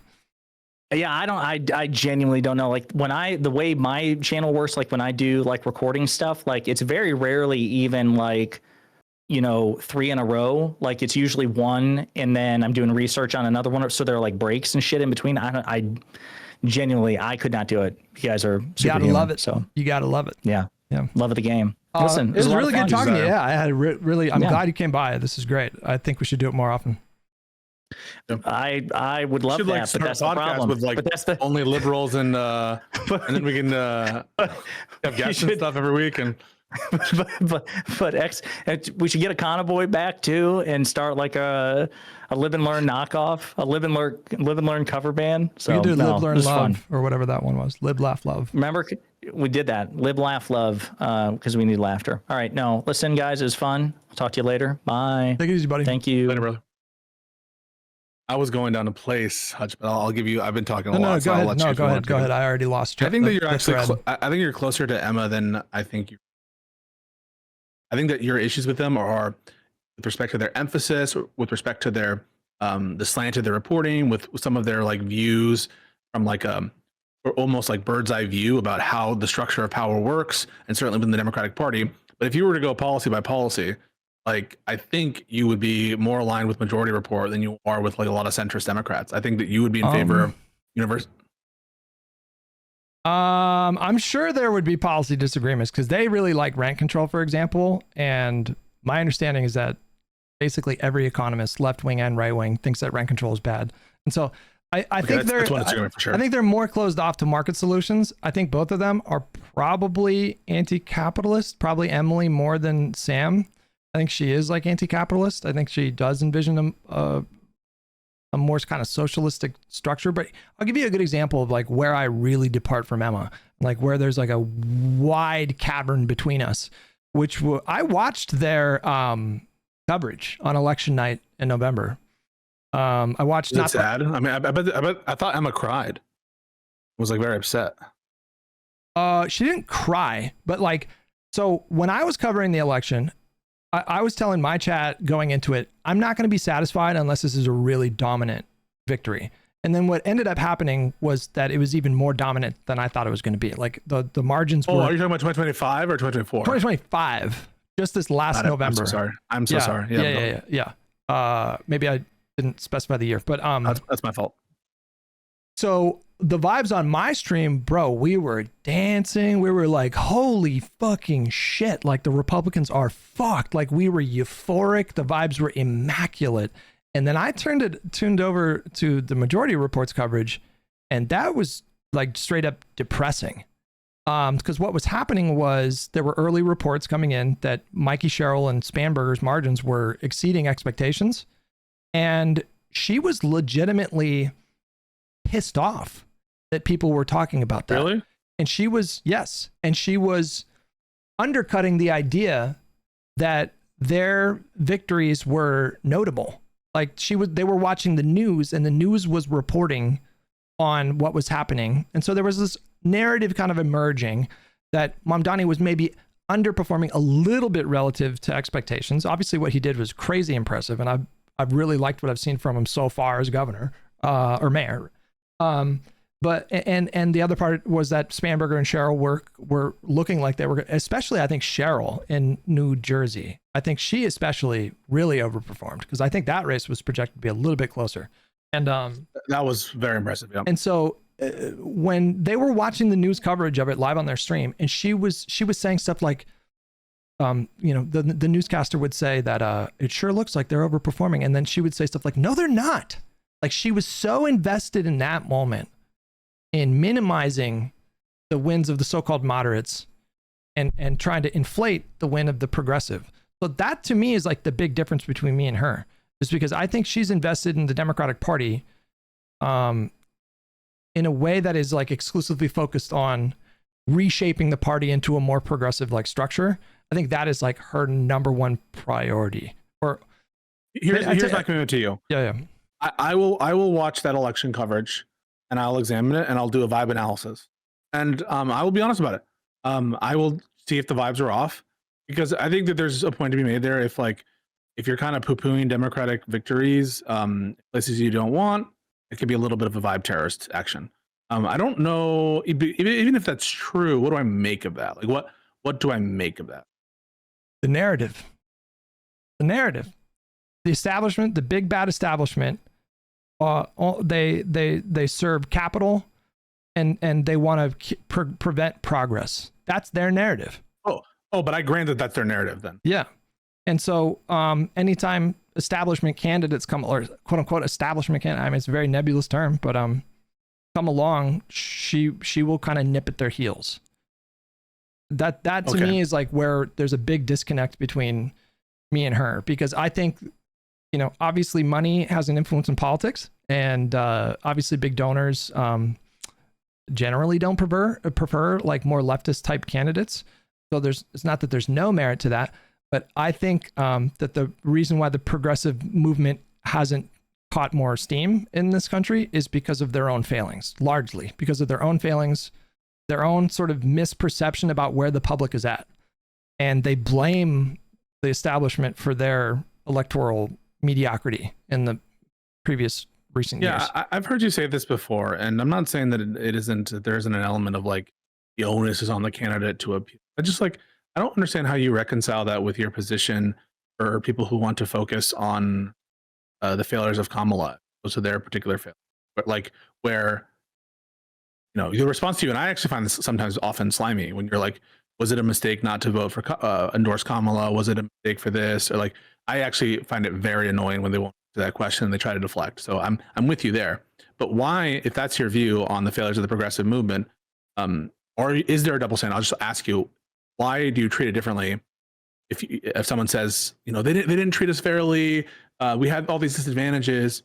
If your response is just, well, your candidate failed, but that doesn't really address whether or not what they're saying is true, and it's not something you would tolerate if they try to change the subject on you in the context of Kamala, and they say, well, Kamala was a bad candidate, the onus is on her to appeal to the population. You can't blame the entire world for your troubles and on influencers. I actually do resent it when they do that pivot. Why is it not the same kind of thing?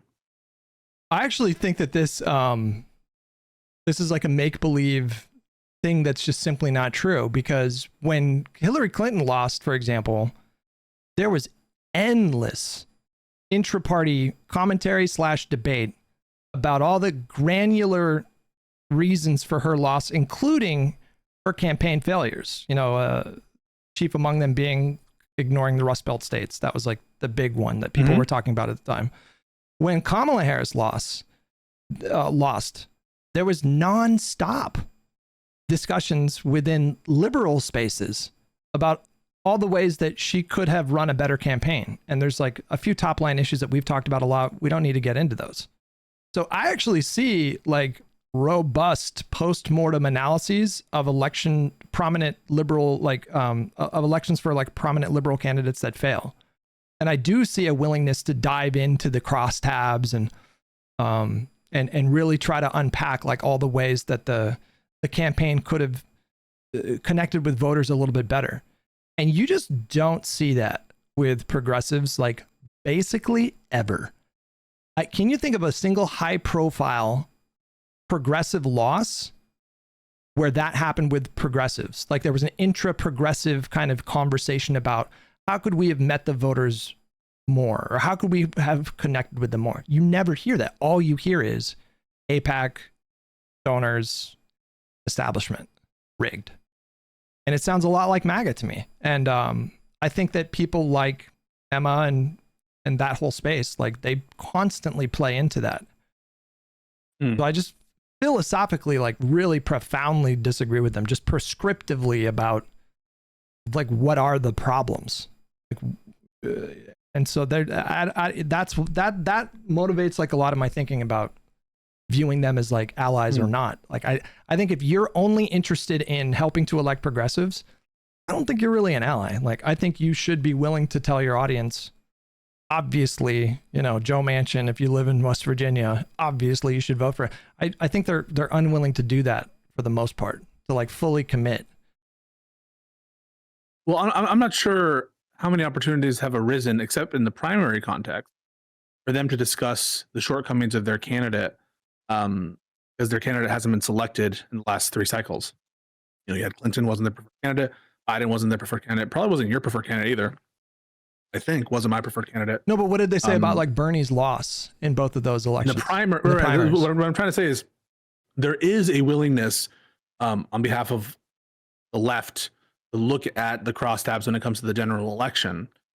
In the primary contest for the national candidates, I agree. They have these narratives about Bernie that he was cheated in 2016 and he was cheated in 2020. In 2024, you have this odd situation where Biden drops out. So we basically just have these two. The sample size is of 2. Sample size is what happened in 2016, where there was the DNC putting thumb on the scale, but it wasn't what I consider to be quote unquote rigging the primary. I want to grant that though. You also have the structural component there of super delegates that gave Hillary Clinton almost like a fait accompli feeling. That might not be quote unquote rigging it. Yeah, but it is an element of a perceived unfairness. Okay. And so I think that 2016 is like an area where, yeah, you don't have to grant the rigging, but you can understand why it's like, it's not, let's look at all the crosstabs, because like there's a lot of shit that was happening there in 2016 that makes a kind of like unwillingness to check the crosstabs. It doesn't strike me quite as much, but I'll let you respond to that and then go to 2020. Yeah, I mean the very existence of super delegates is fucking crazy, and I know they made big changes after 2016, and they have way less influence now. First of all, wait a second, is Ryan Getty in the chat? You guys, is he here? I don't see him. Because somebody was saying you got to let Ryan Getty in the. Oh, I would love to have him come in because yeah, sure. I think he probably takes more of your view on this, but maybe. Like the super delegates, all that, like that's valid, and that is like unfair and undemocratic in my opinion. I'm glad they made changes. I would just as soon get rid of super delegates. I think it's kind of crazy and just technocratic in a way that turns people off. It makes people think like, oh, you think the voters are so stupid that you need this failsafe, which may not even be true. Like I'm not even taking a position on that, but it just looks like bad.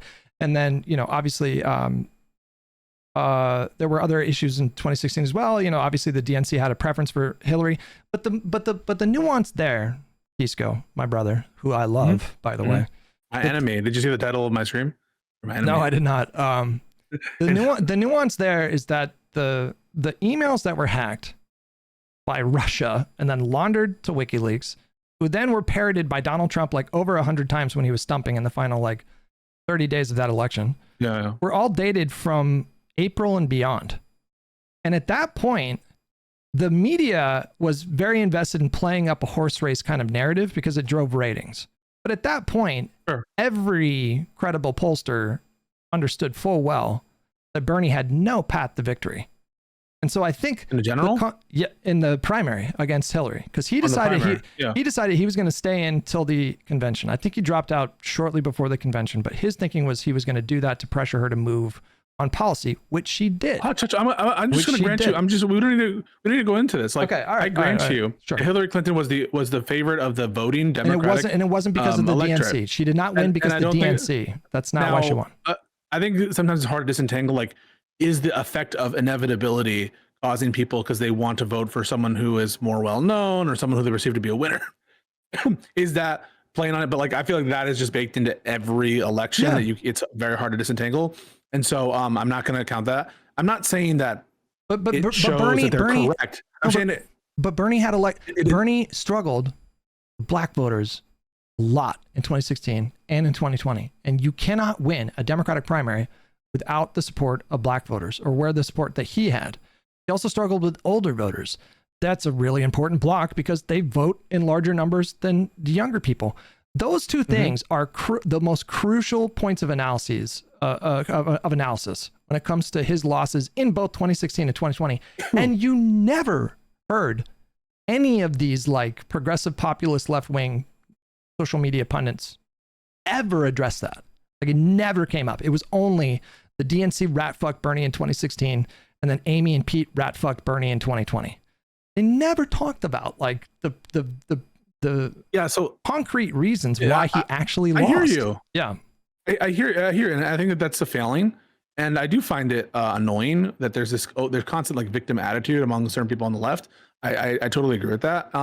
And I think it's of certain libs as well, where there are people who are like, the FBI rat fucked Hillary when they did, right? Comey rat fucked Hillary Clinton.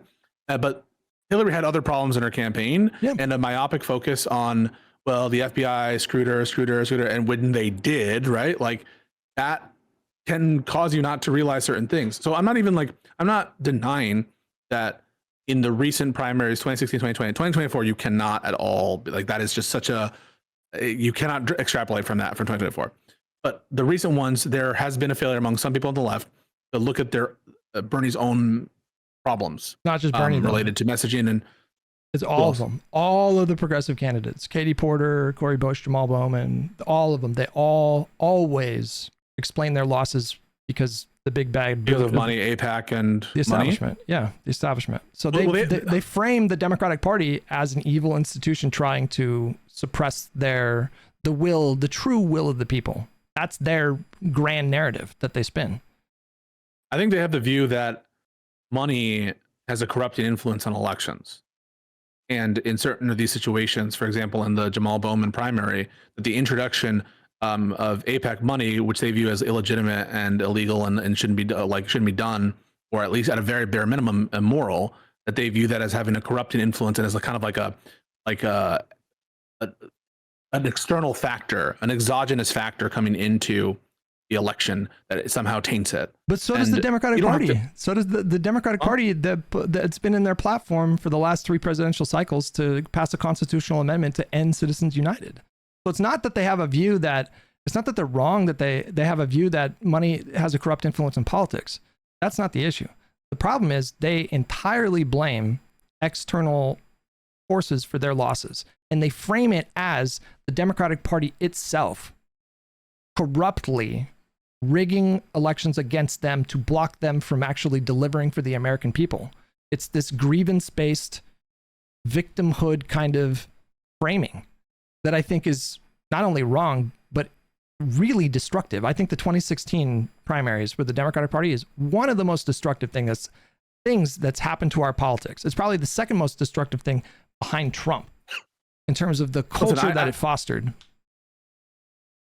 I didn't support Jamal Bowman in the primary. I don't really like Jamal Bowman that much at all.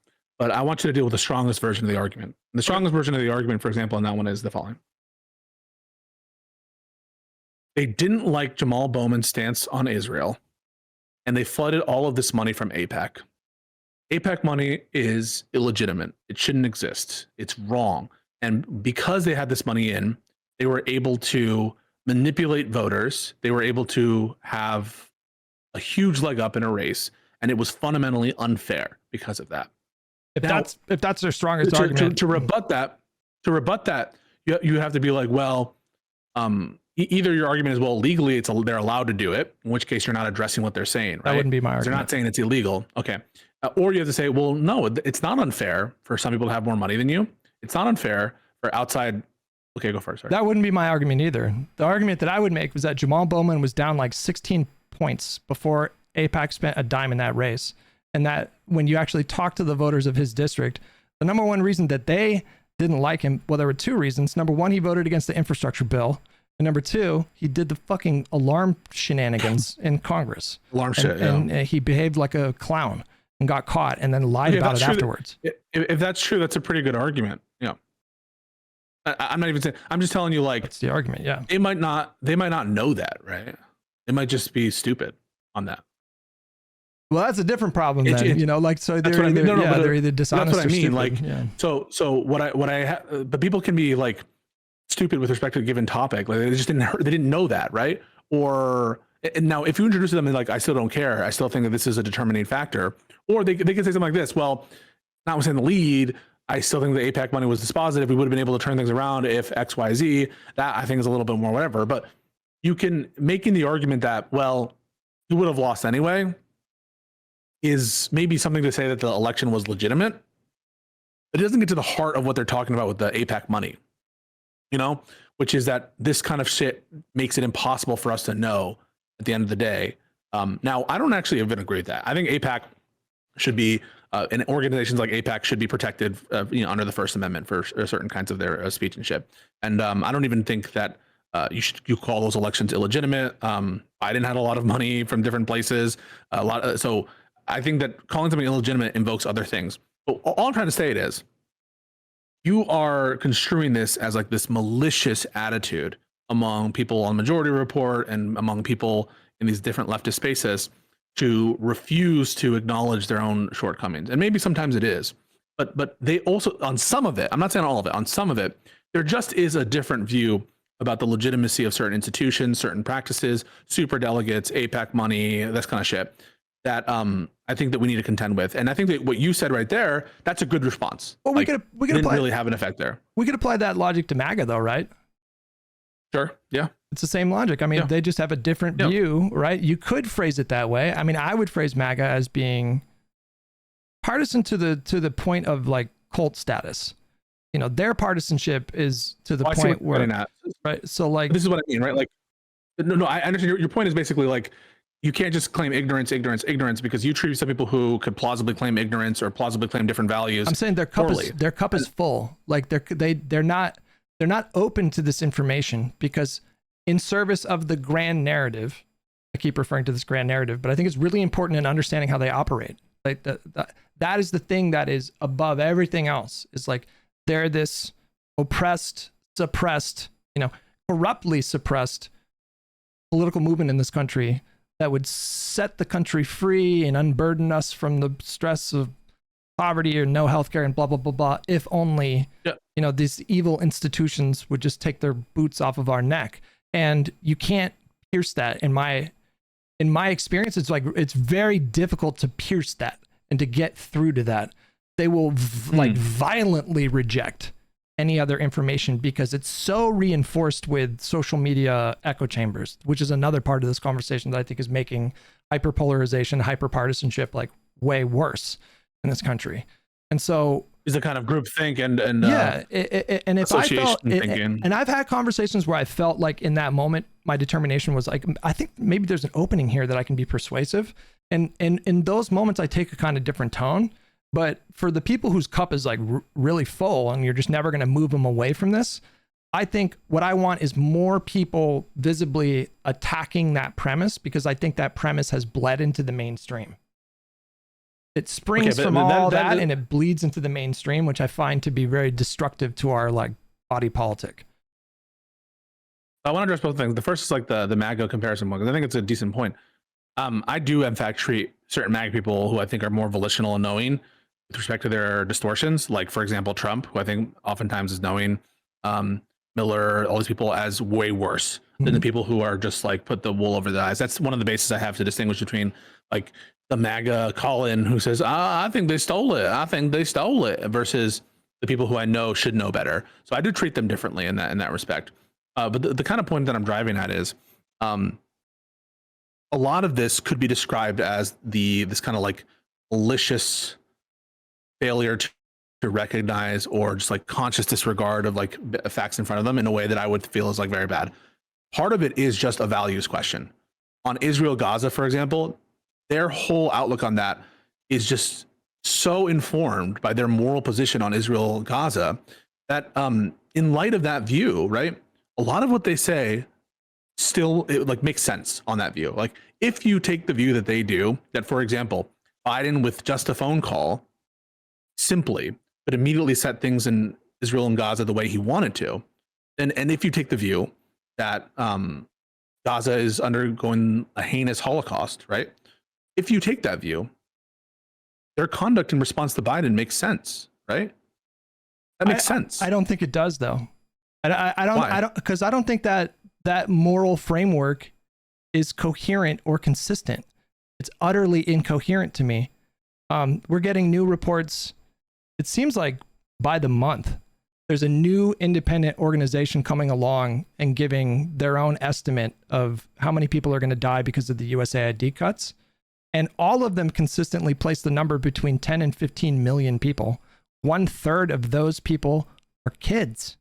So if this is about like, I can't support Kamala Harris because she supported a genocide, which that's not what, no, that's not what I'm talking about. I don't think that makes sense on that view. And I agree with that. That not voting for Kamala doesn't make sense on that view. I totally agree with that. What I'm saying is the kind of coverage, the Democrats supported this shit. Democrats are partially responsible for this. Biden is responsible. He's Genocide Joe. Like, I agree that the voting there, that there should be a principle of harm reduction that cuts across the specific views there. But the coverage issue, why are you making it such a focus of your coverage? That kind of stuff is explained by that worldview. And it's not necessarily attributed to just hate Democrats, just hate Democrats, just hate Democrats. I see where that you're might be going. a part of the associations. And yeah, that's all I'm saying there. Now, some people, I think, are like that. And they are just America bad, Democrats bad. We hate power. And we just always want to be like, I don't know, on the outs, commenting and being Walter and whatever the other Muppet guy is and throwing peanuts. There are some people who cherish that role and for whom obtaining power, it's almost like Heath Ledger's Joker, right? I'm just a dog chasing cars. I wouldn't know what to do with it if I caught it. Like they're immune to power and they don't really want it because they don't want the awesome responsibility it takes. They'd prefer to be on the sidelines. It's not that. It runs the gamut, but yeah. I don't think it's so much that is, I think they view political power within our liberal framework as inherently corrupt. And so why would they want their preferred candidates to be in a position of power? Because that would mean that they were necessarily corrupt. So you see them, like, I'm not saying all of them are doing it, but you can see a lot of like decently large lefty accounts are fully distancing themselves from and criticize and condemning Mamdani because he's actually like ascending to power in a way that is really quite impressive by anyone's. Right. Those people are people where I'm like, now I'm seeing more indicia of that kind of like black pilly, eternally on the outs, fringe people who just, there's almost a fetishization of being on the margin, of being a dissident. Yes. And in some cases, and I will grant you, some of these people have been the best artists, the best thinkers, have given useful insights before in the past, who have that kind of a view. So I don't think that if you have that fetish, that you're necessarily, everything you say is useless. But I do recognize that there are such kinds of people, those dead enders.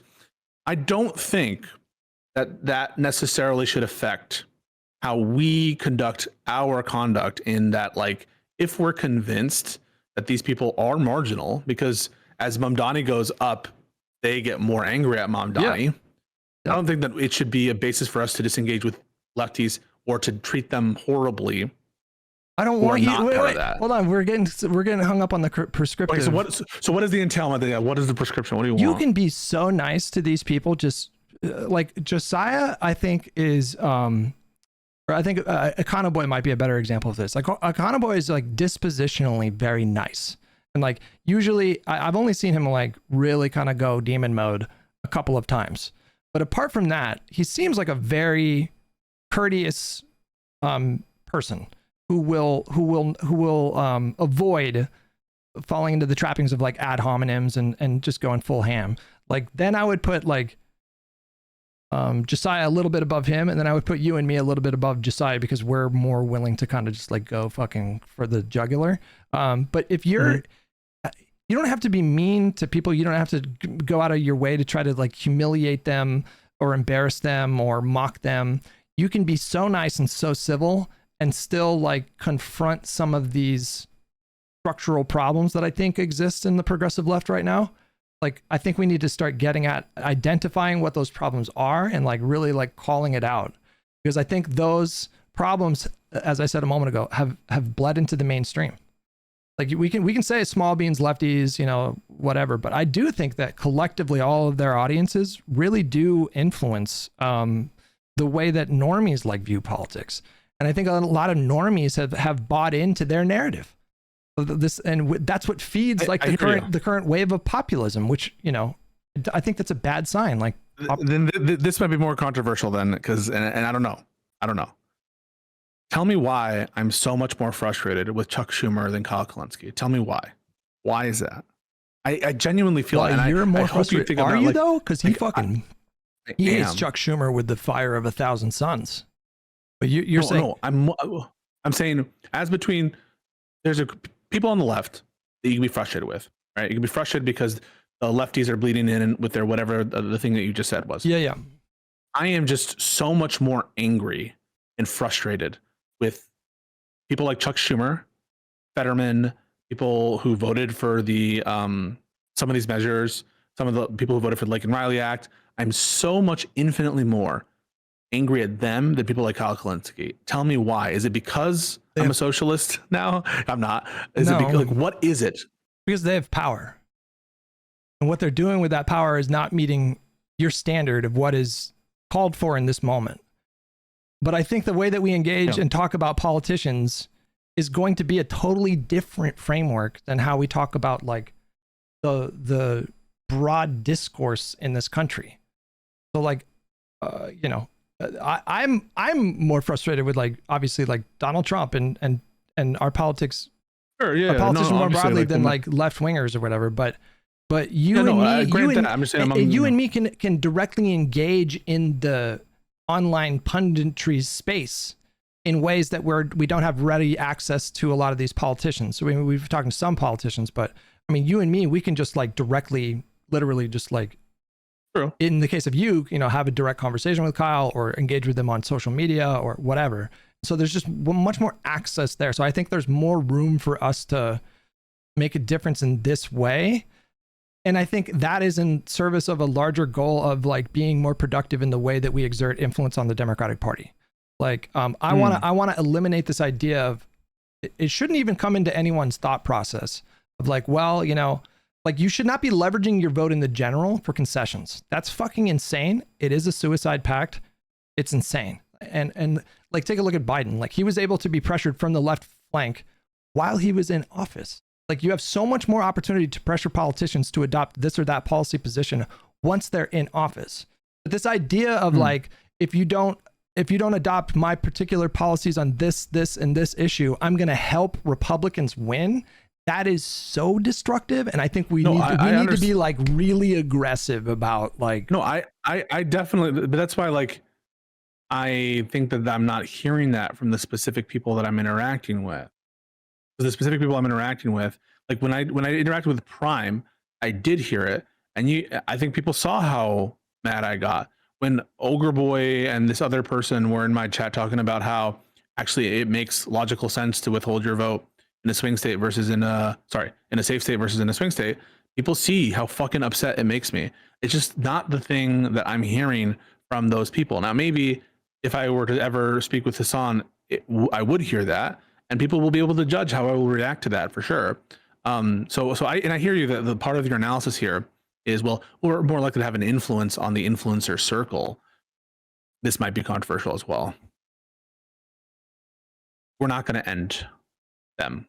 We have no power to, and they're going to have an audience, and we will not be able to diminish them. And the only thing we'll be able to do is make our own content and try to appeal to them. Like, I don't know how we can destroy them, like, or make them irrelevant. I don't think that's a realistic goal. Like, I've never said we need to make sure that people like, you know, Hassan don't have a platform. I don't think that's a realistic goal. Then this is the issue. I think that your goal could be accomplished by convincing people in their audience, perhaps. But that's what I feel like I'm doing. Yes. In my own way. That's what I feel like I am doing. That is my goal, is to peel away. I mean, I have people in my chat that say that they used to watch a lot of Hassan. And so then here's my question for you.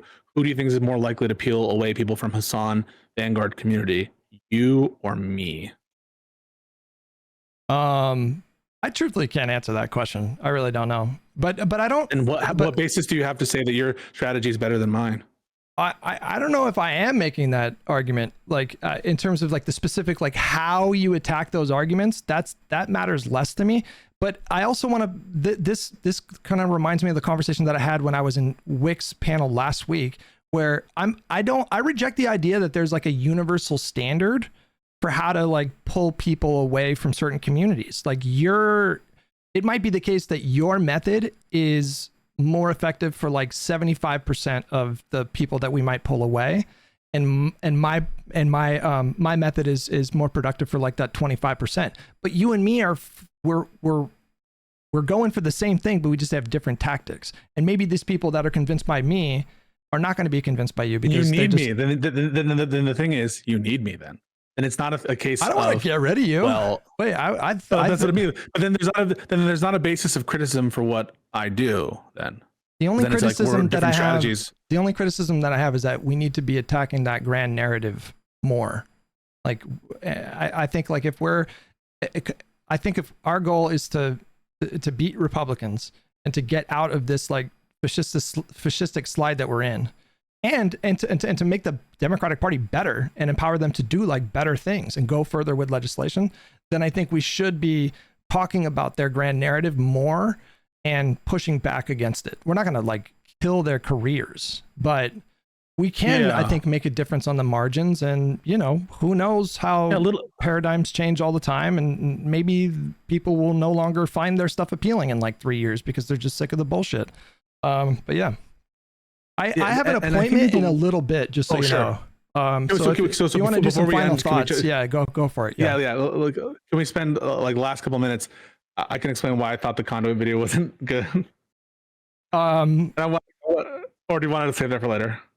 And just give I'm tempted to save that because I do want to spend some time unpacking that with you. Because I mean, I have like broad strokes that I want to say, but I feel like that's a larger conversation. Do you have time tomorrow to have a conversation? Yes, we can talk about that, and I'll watch the majority report thing. Let me give you my final thoughts. I'll let you have the last word. I think that there are definite like disagreements between you and I on certain things. I think the first DOJ conversation showed that a little bit, and I think that is okay. But I largely think we have the same goal, right? We want to get Democrats elected. To the extent that we're engaging with these lefty audiences, we have this sort of innate human desire, as all humans do. We want to make more of ourselves, right? We want to spread ourselves. That's like the most, I don't know, biological trait, I don't know, to make replicas of our ideas in the context of this what's going on. And so obviously you and I both want to convince people of certain of our ideas. I'm convinced that spending a lot of time, for example, on Collargate, where I think Hassan probably lied, spending a lot of time on attacking them for every little thing, even when it's like not my, it doesn't interest me to do so, or where it's something like sort of tangential. That those kinds of interactions, in a general policy of like resentment and anger, is less likely to attract that audience, to the extent that we want to do that. And I think, go for it. Collargate, number one, it was just funny. And so I was happy to get three weeks of content from that. But number two, I'm not calling you bad. Oh, yeah. Okay. I'm not calling you bad for focusing on that. I'm not saying that was the wrong thing to do from that perspective. I'm just making what I think is a strategic assessment that I think the way I approach it is more likely to convince people on that side. And if that's the goal, then I think that's where we disagree on the strategy. But I'm not trying to say that there's this massive gulf between us in terms of the end goal. I don't want people to read into that. But I do think that a lot of this is a strategic conversation, and I'm not convinced that what I'm doing is strategically unsound on the sort of empirical front, or indeed on like sort of the direction of the party, because I certainly don't want to create a socialist state without any property, whatever. And I don't think that that's fair to say, and I don't think you're saying it. But yeah, that's what I'm trying to say. I think a lot of our disagreements are strategic or tactical, but not necessarily end goals. And on that, I'll give you the last word. Nope. I mean, I would just echo what you said at the end there. I do think that the disagreement that we find ourselves in more often than not is about tactics. And, there's some broader strategy stuff, but yeah, I actually don't have time to unpack this more. I do have to read out super chats before I go to this appointment. So I'll hit you up tomorrow and we can talk more about the conduit stuff. All right. Much love. Talk soon. Yeah. Take it easy, buddy.